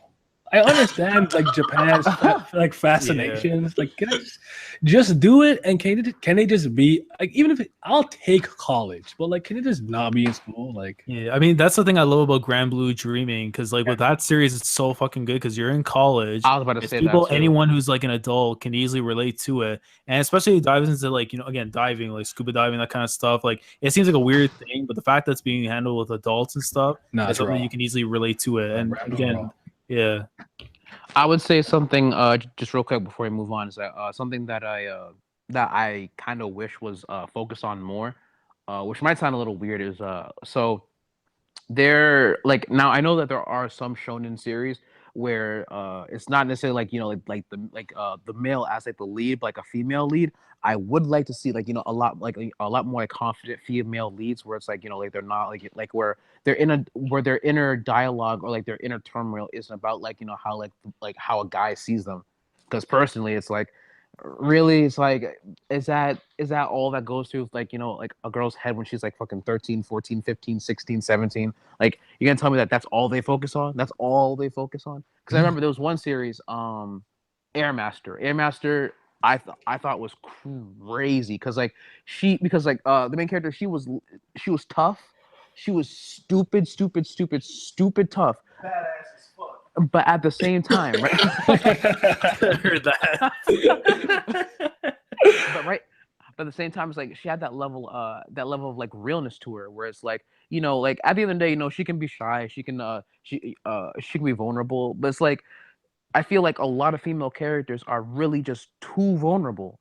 Like a perfect example would be like Sakura from fucking Naruto. Y'all already know how terrible she was. How she literally almost amounted to nothing in the series. Sakura was literally almost completely useless. I feel like I never thought she was that bad. I just never gave her much thought, to be honest. But I feel you. yeah, Mitch Shippuden. But yeah, okay. So like Mitch Shippuden, she like not even okay. So like beginning of Shippuden, she was doing all right. And then like the minute she sees Sasuke, goes down, like all like literally everything after the 2 years goes down the toilet. During pain, what did she do? Cried for Naruto. Didn't even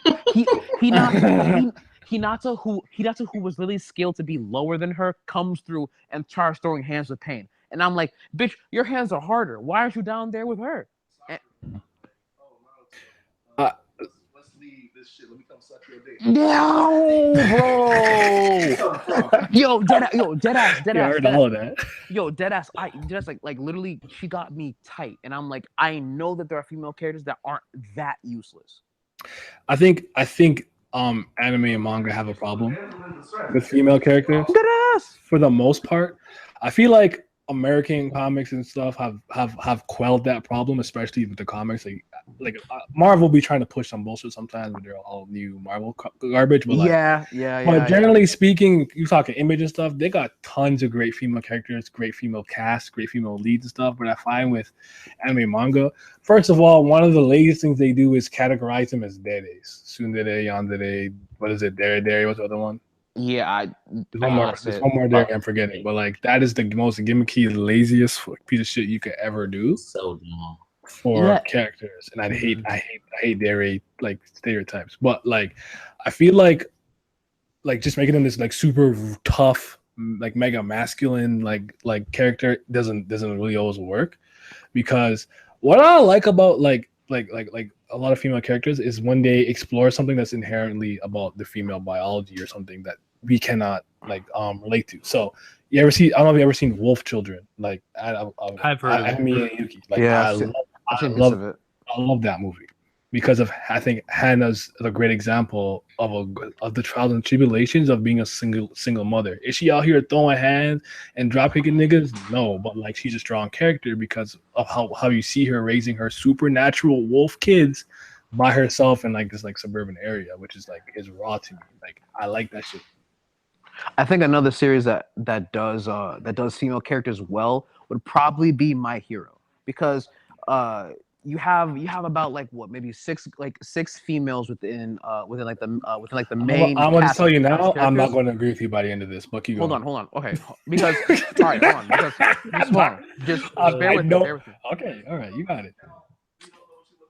Chill. All right, so my thing is that like when it comes to like some like, okay, because obviously we haven't seen like a character development for all the females, but some characters, like for example Momo, Ochako, and Momo, Ochako, and Ashido or Ashida, I think it is. I'm not too sure. But Who's that? Pink Girl? Yeah, Pink Girl. So with Ochako, right? Ochako slowly but surely starts to see the main character as someone who she respects and someone who she even might have feelings for. But during a point, and this about to turn up in the anime too, so spoilers. But slowly but surely, like she starts to realize that at the end of the day, she has to put aside any of her feelings so that she can professionally do her job to the fullest as a professional hero, and not as some lovesick girl who can't think of anything else besides a boy. That's one major plot subversion that I really did enjoy, because it's like a lot of the times, yo, who's being trash right now? Who's being trash? Maya, you trash ass nigga. I swear to God, bro. You trash ass. All right, this guy. Oh my lord! I gotta keep going. I don't agree, but keep going. You said Pink Girl. What'd she do? Pink Girl. All right, Pink Girl. I feel like she's probably she's definitely a very genuine individual, because you see that later on she has a lot of what's it called? She has history with Kirishima, right?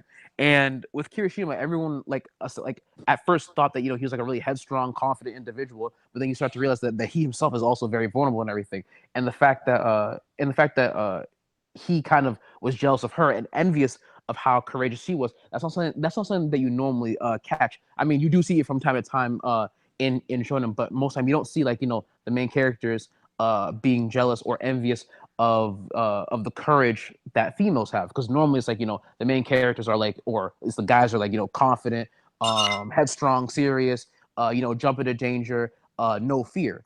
But it's for him to be jealous of her and essentially want to be more like her and see her as a role model. Also, another plot subversion that I did enjoy. And as for Momo, I would say it's more or less the the sexualization of characters, because let's be honest now, she's 15, but her rack's huge. But at the same time, it's like she's a very prim, proper lady. You don't normally get that with like a lot of the characters who are like like drawn that way, where it's like drawn very to be like kind of like the eye candy of the series, kind of like the plot for the most part. And it's like most times like they don't really amount to much. They're kind of like the damsel in distress. They're the ones that need saving and everything. They don't really amount too much all the time. But Momo has shown that she's smart, she's capable, and hell, if anything, she was one of the class. No, she was one of the many people in the class to get her provincial lessons without really trying. She tried. I mean, and again, it's like people might think that like it's not that big of a deal. Like anyone could do that. We've seen it here and there, but it's like I feel like My Hero does it well because like it's a lot of female characters.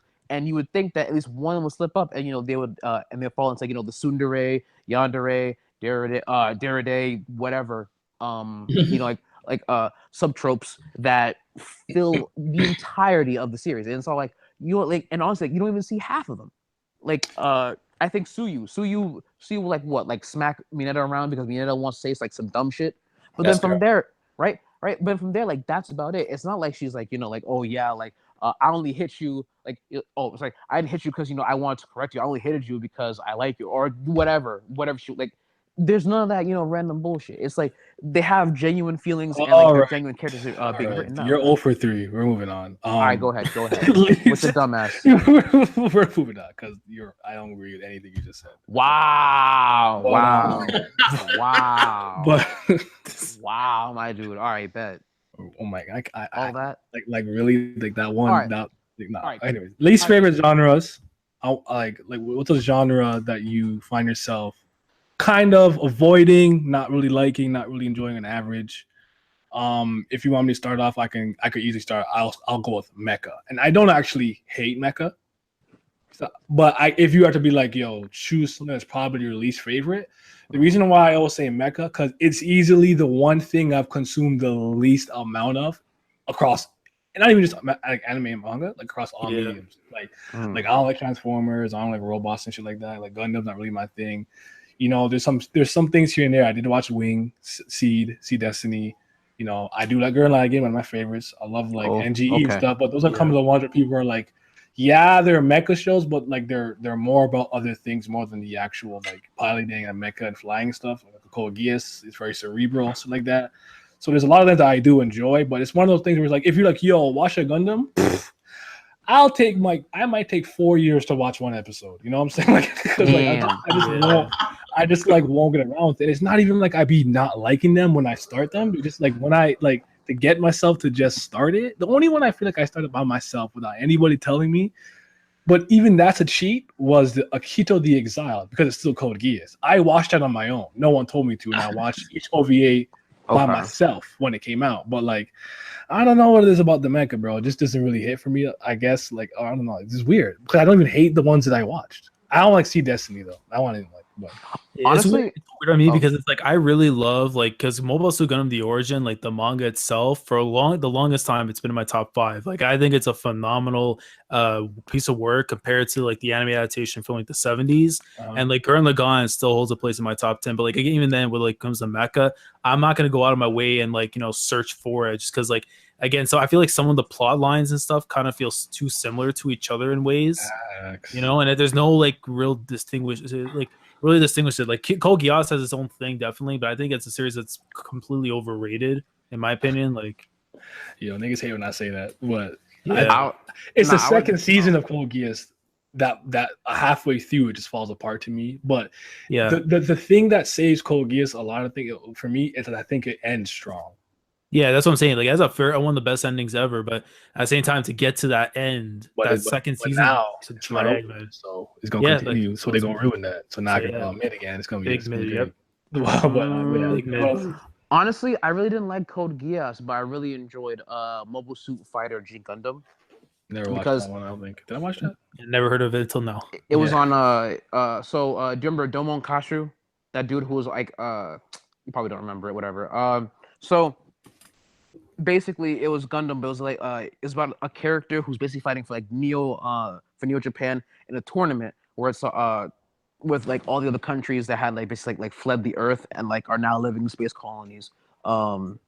and it feels very shonen-like, but it's not too much like most Gundam, where it's like, oh yeah, it's like this country is taking over that country, and this country that no one's ever heard of and doesn't exist is now being is being attacked by that country. Because a lot of the other Gundam series I wasn't really a fan of, and honestly, I feel like Code Geass kind of felt like one of those things, like like Lelouch and like the whole Britannia thing and all the other stuff. Was all like, I don't know. I wasn't really a fan. I really like it. Just never really appealed to me. But for some reason, But are you a Suit Fighter did. But are you a mecha guy though? Like, do you like mecha? Honestly, besides Gurren Lagann and Mobile Suit Fighter G Gundam, those are the only ones that I really like. I think the only series that I probably try to shy away from a lot is horror. I say that, but I do fucks with like Berserk heavy. So take that with a grain of salt, I guess.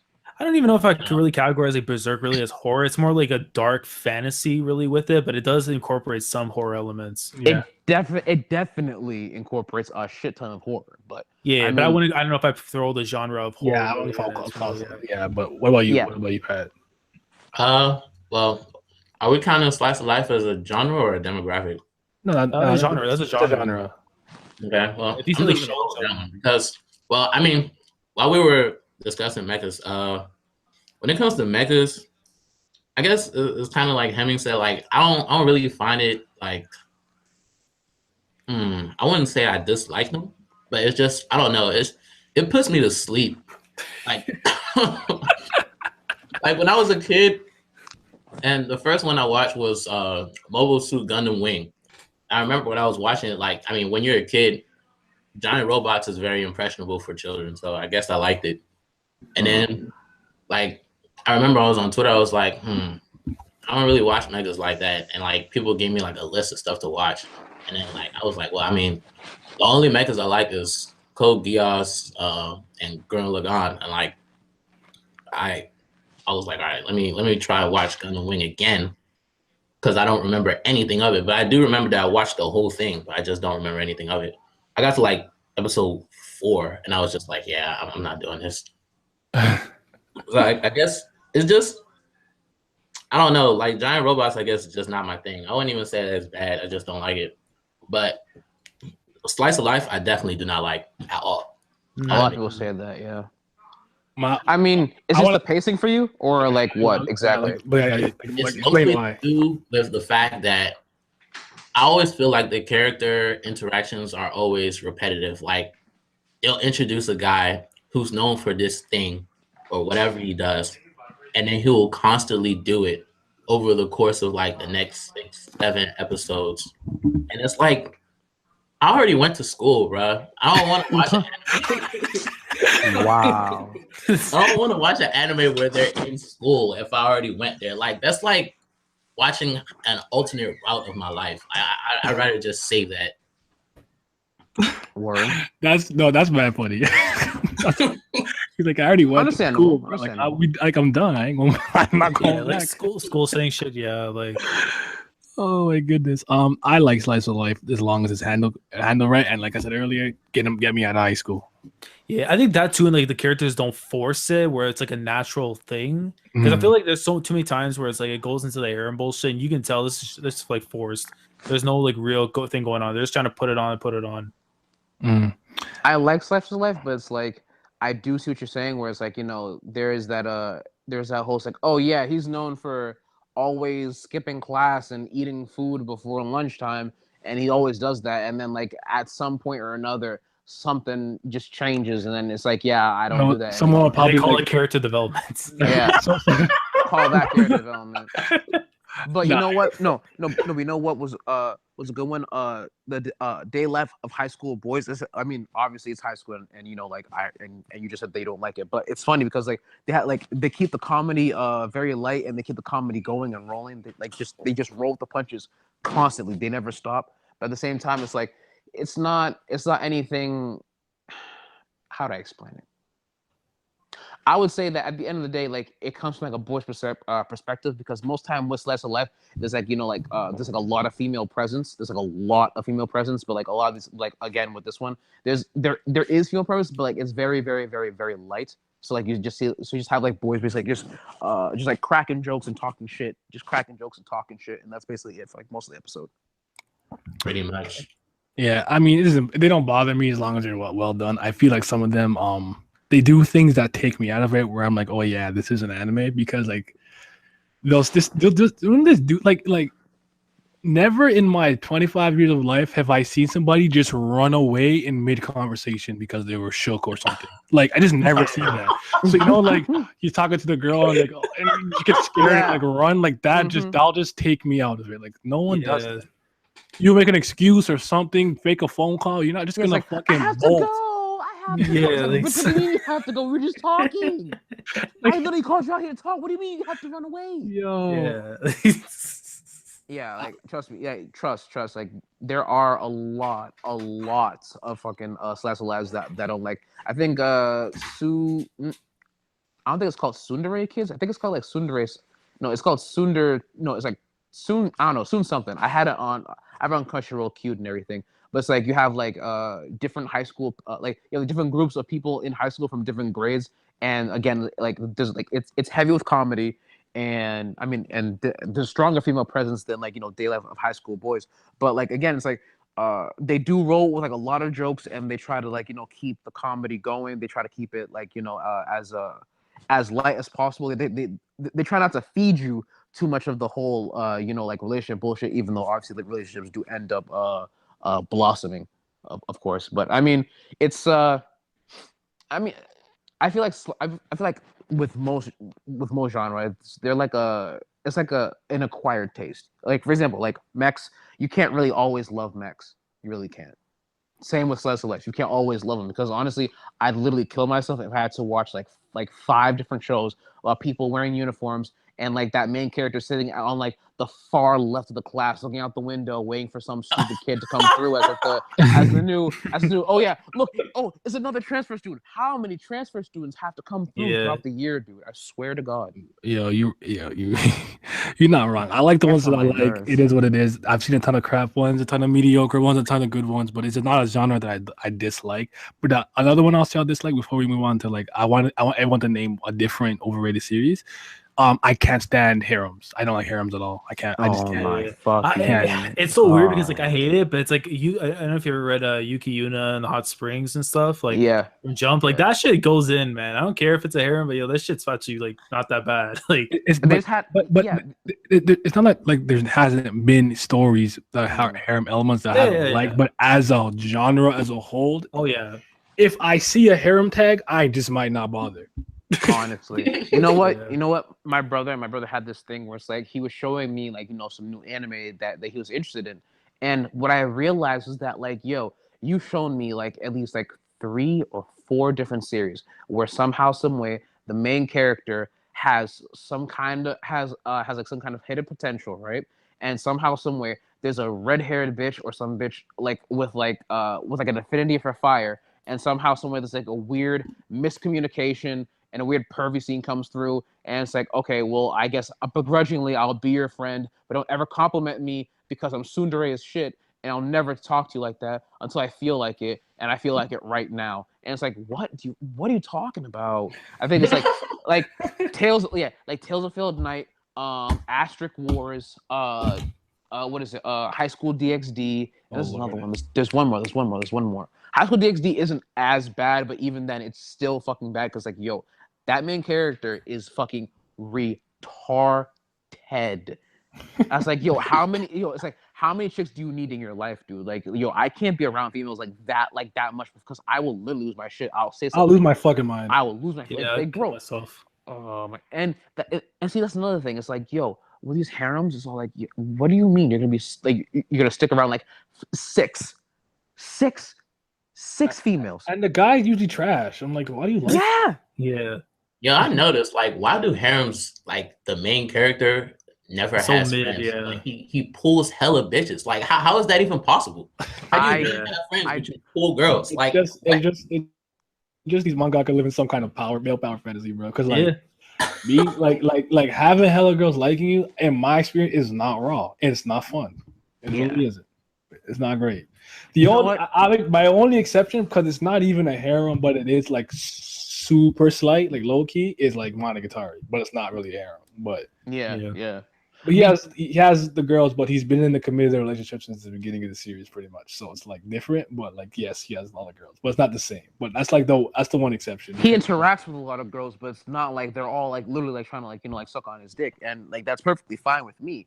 But it's like the series where it's like, yo, literally every single female in this show is on top of your dick trying to suck you dry. I don't like reverse. That doesn't even happen because I've read a couple of those. Don't look at me like so that. even if it's like my bad, even if there's like five guys and one girl, it's still I'm playing. Still trash. Fuck. But not even fucking harem, bro. It's fucking gangbang. You know what? You know what was funny? I found out that there was a video on YouTube talking about like why is it that like shonen protagonists make better harem series than like the actual harem series themselves.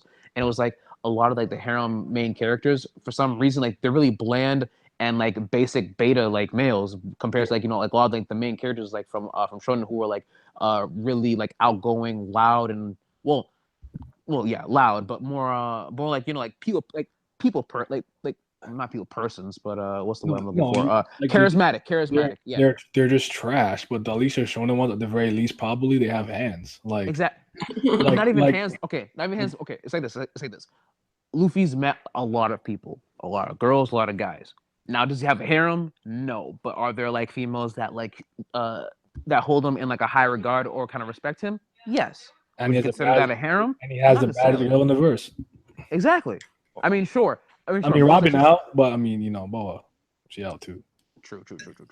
But like, yeah, but it's like that. It's like, for example, someone was saying that like, oh, why is it that Asta from Black Clover has like all these girls after him? In reality, it's a very low number when you look at like a lot of different series. But at the same time, it's all like this kid's very loud. He's very outgoing. He's kind of in your face, and he engages with you. But like a lot of these harem characters are like, yo, they're like very quiet, shy, and it's like they don't talk to anyone for some way. No sauce. It don't make no sense. They have no sauce. Bro. They have no like sauce. Short, fat. Like I just don't. I can't. Like,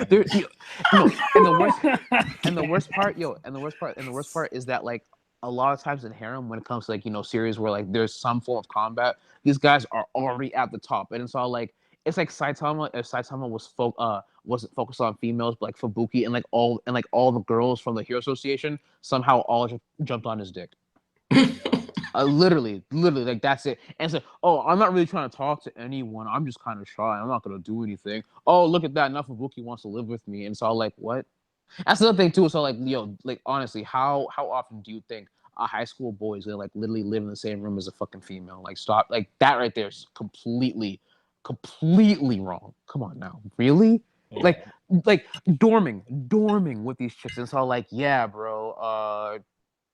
We have to share this room together, or you could find a room with like an actual female instead of having like live in the same room like with a guy. Seeing as how like most schools would never let that happen, even schools like abroad. Yep. Very unrealistic. And I think Nagima was the last straw for me. Like Nagima was the one that threw me. I'm like, yo, this kid is like 12. He's like 30 bad bitches on it. I can't. He's first of all, he's entirely too young. And there's that's like the ultimate. There's like when I say there's like 30, it's not a joke. There's so many. It's not like a small group from his school. It's like a lot of girls that I just couldn't. But I kind of want to wrap this up because I want to go out a little bit. So word. Last thing I want to say is I want everyone to give one overrated series they think is overrated. It has to be a different one. So whether it's an anime or manga, or you can do both. Give me a series you think gets too much credit. Why? And from what you've seen, like or describe what you think overrated means too, if you want to go into that. Yeah. Shit. You know what? I'll go first, man. I'll get this one out early. So Naruto.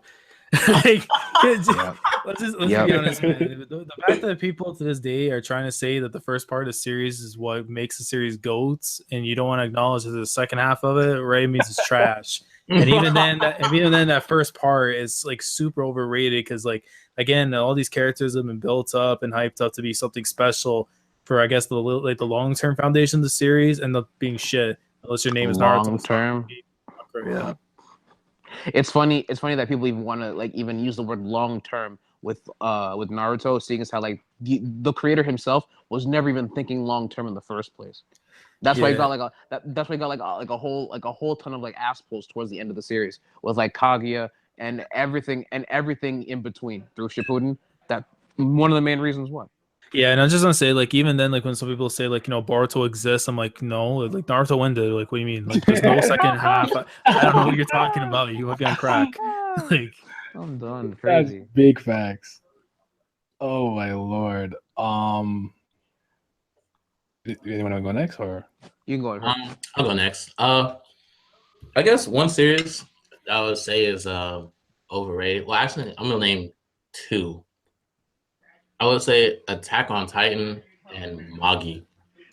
And the reason I say Attack on Titan is because I see people go so hard to defend a series when it's popular. And like 9 times out of 10, if a series is popular, like for me personally, I don't give a rat's ass if something is popular. If it's good and I like it, then fine. But people go the extra mile, like, oh, Attack on Titan deserves the hype it gets. And I'm like, I don't think you people understand what that really means when you say something like that. Like Attack on Titan is one of the highest selling manga, and it's like reached this level of popularity worldwide. And the reason that it's popular on both sides of the hemispheres, for me, I feel like, is because a lot of Attack on Titan's setting is like Western. So like most of the characters have names that are like German, like just off the way that they're dressed, and then like the combat style is like medieval. And I find like a lot of Japanese people tend to enjoy Western concepts more than the stuff that they're used to, like samurais and stuff like that, and ninjas. Yeah. And the reason I call the series itself overrated is because, like, well, when I was watching the first season, like after I got to like episode 5, when I was like, oh shit. All right, let me read this. I read it. I'm not crazy about the art style at all, but like as I was reading it, I noticed that it has like a major flaw when it comes to characters and their characterization in that time period. Because I mean, I understand like it's a post-apocalyptic world, and finding characters that have hope is not going to be really realistic. But at the same time, it's like these people signed up to be in the military. So they have to be like some form of brave. And then like you have early on when they're doing an operation to refuel on their gas so that they can continue going around the city. And Sasha and Connie basically shit their pants and they have to get saved. Yeah. And fast forward a little bit forward even more. Aaron thinks that he can take on Bertold and Reiner, and he loses and he gets kidnapped. And then later on, he gets kidnapped again by the military police. And it's just like, why am I wasting my time reading a series where the main character has to constantly get saved? Like that helplessness is just the biggest turnoff to me when it comes to a series. And not only is he helpless, he's reckless. So I was just like, you know, I agree with you. My biggest problem with like I said, listen, Attack on Titan to me is fine. It's okay, whatever. Like I do think it's been a lot better since the time skip in the manga. It's fine. Like I don't care about it, but I don't think it's wrong. It's wrong, but I feel you with the Aaron thing because he talks so much shit about killing them and gets washed. Like, shut up. You're so annoying. You're always yelling, I want to kill all Titans, and then you lose every time. Be quiet. Yep. I cannot stand characters that are helpless and full of hot air. Like it's just an unholy trinity of just being trash. But more interestingly, what the fuck? My bad. I want to hear why you think Maggie's overrated. Yeah. Manga itself, when I first got into the series, like watching the anime or whatever, people were telling me that it's just this super amazing concept, and then like I should watch it and like it's gonna be one of the best. And like as I was watching, I wouldn't say I didn't enjoy what I was watching, but it wasn't like on the scale of what That I you was expected expecting.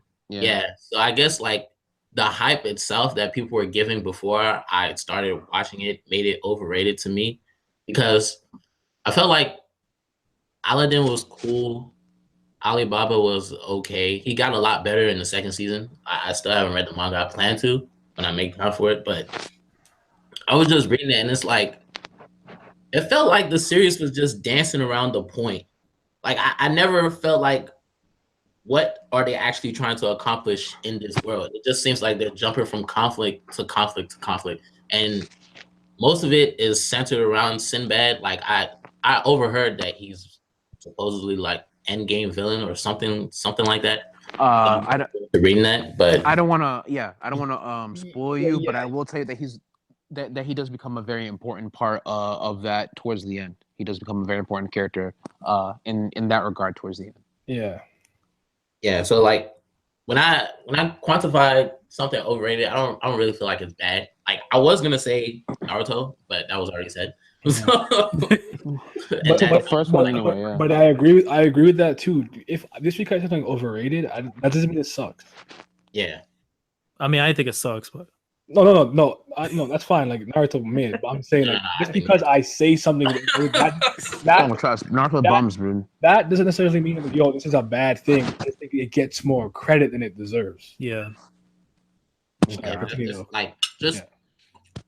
Attack on Titan, the flaws is just the characterization and like the main character itself, and that was just huge turnoffs to me. Like I only recently got back into it because I was told that Eren changes and they have a time skip, so I was like, all right, let me give it a second chance. Yeah, he's a lot different. He's better now. But I'll say this: I think my enjoyment for Magi came from me being a really huge fan of 1,000 Nights, like Arabian Night story.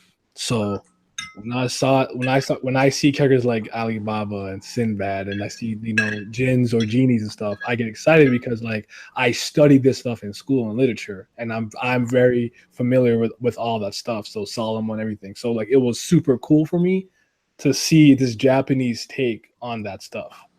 That's probably why I enjoyed Magi more than a lot of people. I can understand why you didn't like it, especially some of the artwork. I feel like she got kind of lazy towards the end, and I felt like she suffered from a little bit from like same face syndrome, especially from a lot of her androgynous male characters. Like if you can't pinpoint something distinct on that character, you probably can't even tell who it is sometimes. And sometimes I'm like, oh, that's one of the Ren brothers or whatever, Coen brothers. Like, like it took me sometimes like, why did she get lazy or something, or like something happening? Like you're Russian? Like I don't know. But I'd like Magua. That's one of my favorites. But I can see why someone or think about it.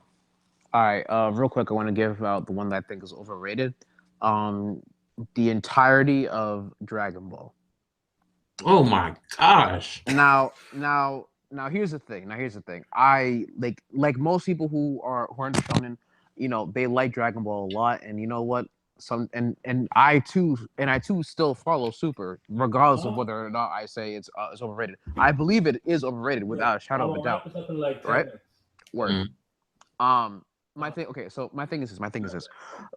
No matter how many times you bring back Goku, no matter how many times you give him a transformation, no matter how many times you raise the stakes, there will never ever be a time where I ever feel like any form of enjoyment to the point where it's all like, oh wow, like they really tried something new with Dragon Ball, because they don't.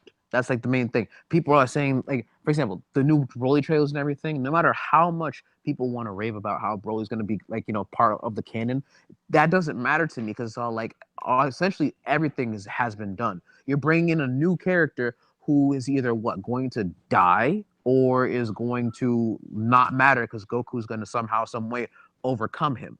And that's the main thing, because Goku's always been the mainstay, strongest in the universe. I mean, even with honestly say this, even with Beerus being supposedly being the strongest being in the universe of Dragon Ball, I bet you people still believe Goku can beat him right now, even though we know he can't. Like, for example, down south in Mexico and in South America, Dragon Ball is one of the biggest things. I heard, I remember it was like the mayor of one of the cities down there in Mexico was like, Ecuador. they had a watch party on the Exactly. Exactly. They got in trouble for that shit. Yeah, like that's how these guys literally were like, we're gonna like instead of like watching like soccer, we'll watch Dragon Ball. When I heard that, I was all like, y'all are crazy. Y'all literally like lost your minds. Y'all said that crazy. I have lawsuits and shit for that, bro. And bro, it's right. It's like my thing. And again, my thing is like, again, the series makes its money. Obviously, it's a formula that isn't broken because obviously they've made a crap ton of money. Go to the trailer videos for Dragon Ball for the new movie, right? And go check out the views and see exactly how many views they've made just by saying that, hey, Broly's coming back. Just by saying Broly's coming back. Not even that. The trailer before that, when you didn't even know it was Broly, that one, a crap ton of views. And it's like, to me, I'm thinking to myself, everyone's getting hype over Dragon Ball, but it's like you guys know Dragon Ball doesn't do much. You got like it hasn't done anything revolutionary since it came back in the first place. I figured that they change a couple things, maybe get the humans more involved in the series and everything. The humans are still trash. The Saiyans still get more power-ups than they really need. Wow, you bring back Frieza for a cash grab, and they're gonna bring back Broly, and it's like there's no substance to Dragon Ball anymore. It feels like everything is just for money at this point. That's why I feel like it's overrated. Don't get me wrong, I'll still watch the stuff. I won't pay money for it. I'll still watch the stuff online and everything. But it's like there's nothing that Dragon Ball can really do for me that I really feel is gonna change the game. I feel you in that. I feel like on that point, a Dragon Ball being overrated, I actually, as somebody that's a lifelong Dragon Ball fan, I do agree with you that it's overrated in the sense that a lot of people that don't really associate with the medium look to Dragon Ball as the number one in shonen or just anime in general, when that's not really the case. I would say it's a pioneer shonen, for the time period that it came out in. It introduced the concepts of tournaments and transformations and stuff like that. So I would give it the nod for that.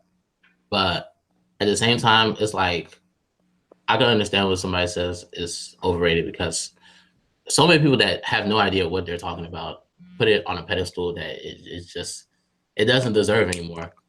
Okay. Just one more quick point. I remember Shonen Jump had come out with a poll as who's the top 10 strongest characters in Shonen, right? Who do you think was who do you think was number one?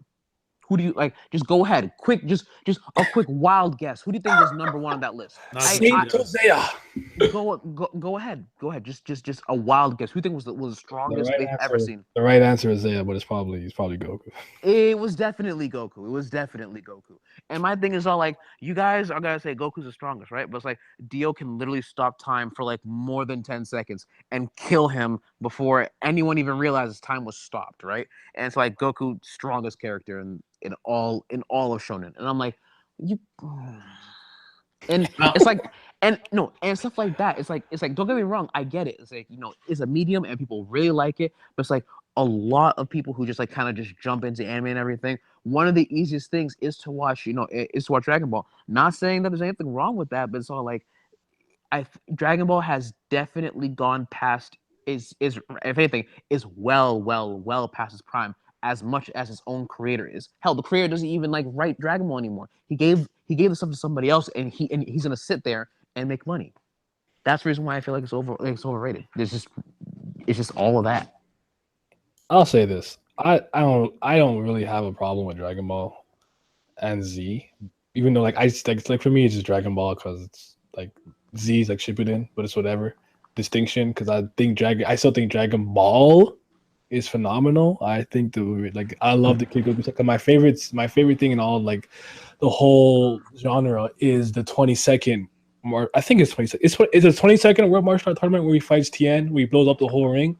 I think so. I fucking love that tournament. I could watch that shit any day of the week. I fucking love that tournament. The only thing Goku ever did cool for me was that he slapped the dog shit. He slapped the absolute dog shit out of Bulma's coochie. That's the only thing that literally was the most funniest thing I ever saw, dude. But seeing Jungle Child Goku and stuff to me was also a treat back then, where it's just he's why is this talking to me? Like, that's a fucking intercom. Like, who you know, like I do like Dragon Ball for me. Like in Dragon Ball Z, it is what it is. I definitely don't like the Buu saga. I like the Frieza saga, like Saiyan saga. I don't have any problems with the Cell saga, but it's not like, to me, the Cell saga was okay, but I don't have any problems with it. It did introduce Trunks, one of my favorite characters from the series. Gang. The best saga. Yeah, but Super is where like it really Super and GT is where it all loses me. Like I mean, we don't know. GT is not a thing. We don't acknowledge that. I don't know, man. GT's slight as good as Super. Low key, GT might be better. Low key. Honestly, GT. There wasn't anything wrong with GT besides the fact that it wasn't Toriyama who said, "Yeah, GT is cool." I don't know. Even man. and I believe he even said that he liked the Super Saiyan 4 transformation, but he wasn't the one who greenlighted it. Toei Animation was all like, "Hey, we already have the rights to your stuff. We're just gonna do something with it." And he's like, "I mean, I'm gonna make money anyway, so I'm gonna sit here." Nah, he gave them he told them they could run with it though. Exactly, yeah. He didn't take it from him.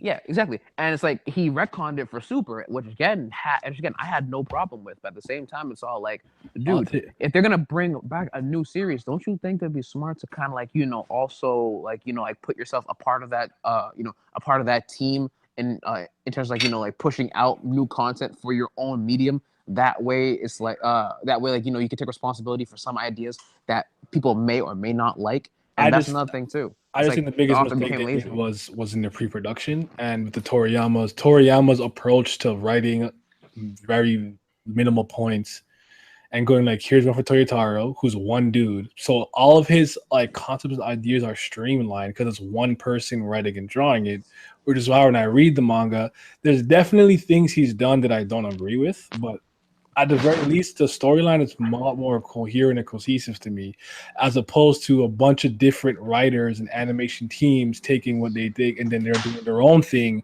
And you have stupid continuity errors between episodes or things like dumb lines like, "I can't believe he's several thousand times faster than the speed of sound." Like that stuff is retarded. It's like faster than lightning, like way back in Drake. Stop. Like, I know this. Why are you telling me this? Like, several times faster than the speed of sound. Like, I know. Literally said, and that was them talking about Dispo. We're supposed to be like, man, like, stop. Like, like it just, anyways. But anyways, I want to wrap this up. So for me, mine is My Hero Academia.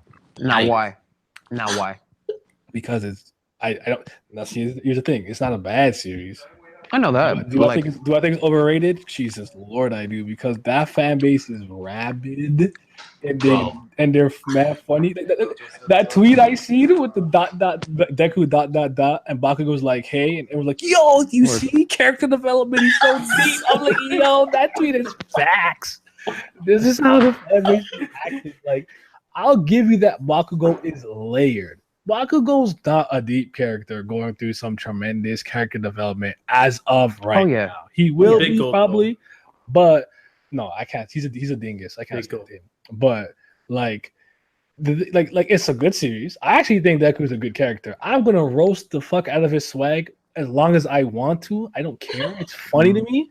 Fair enough. He's actually not a bad character by any stretch of the means. I don't think he's a bad character.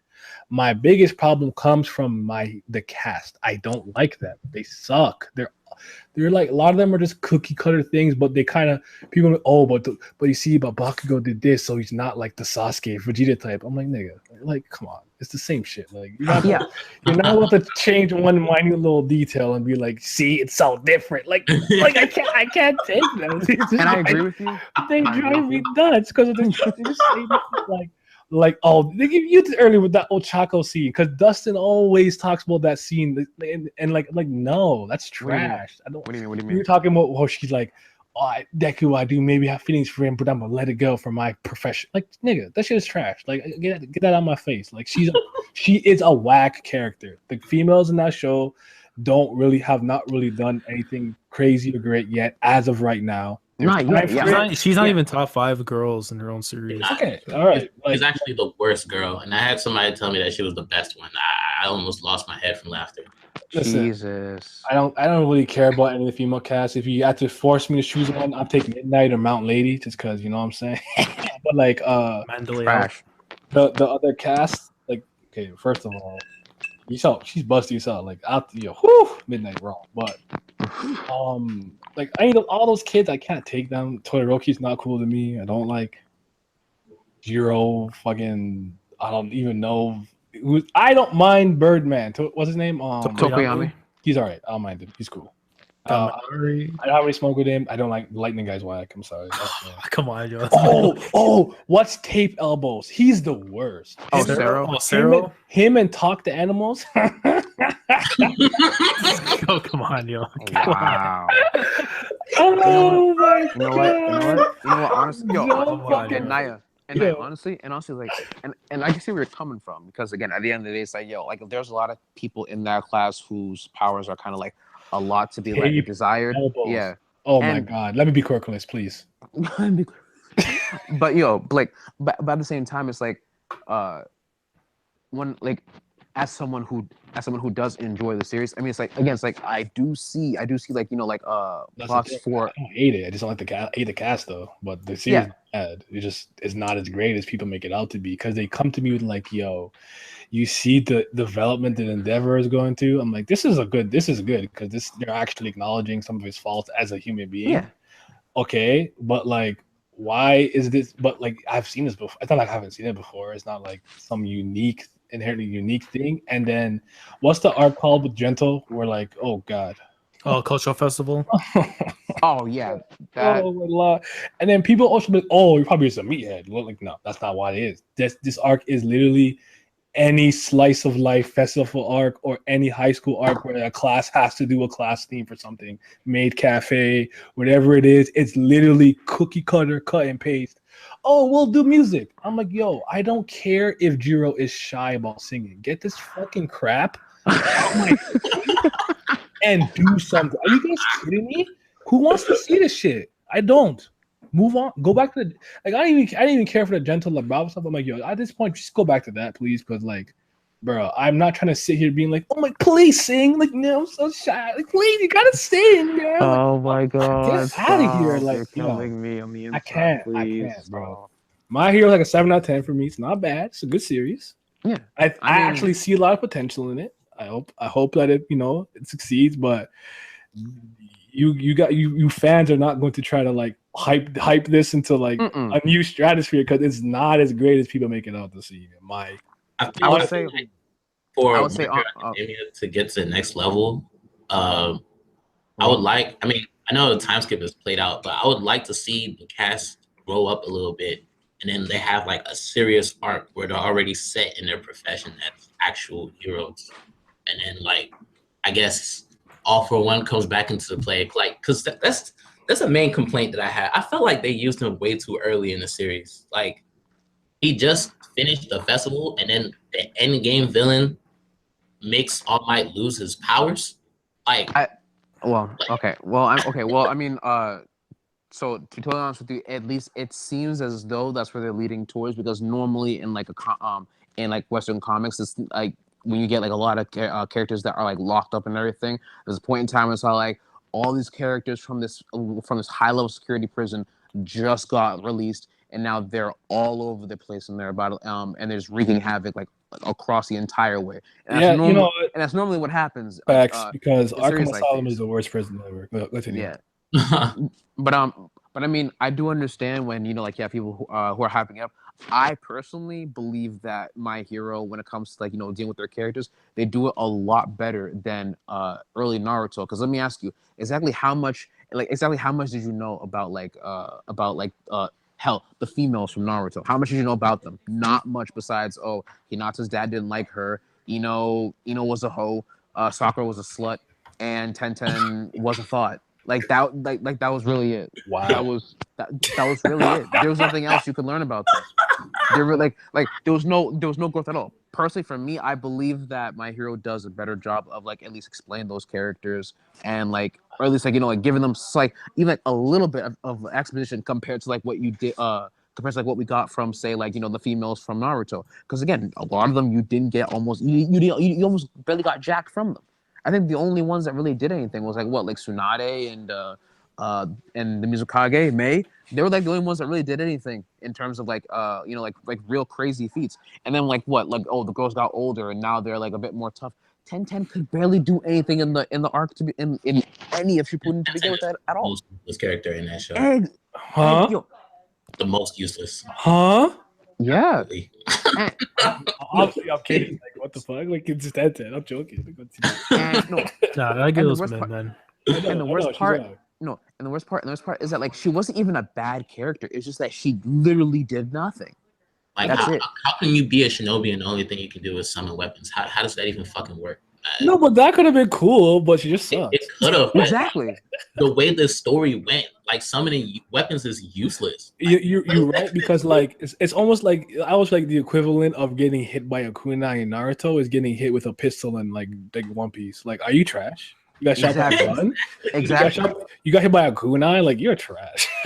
Which yo, blocking kunai is so easy. Niggas do that shit with swag. They'll like catch it with their pinky and fling it back at you, and then other person will like stick their sword through the circle opening, and like that's how easy it is to dodge a kunai in Naruto. Like they'll even swag dodge it. Like, I'm not trying to I feel you're right. Yeah, but right, and it's like that right there is also sucks because at the end of the day, it's like how is it that like stabbing someone with a kunai doesn't even work anymore?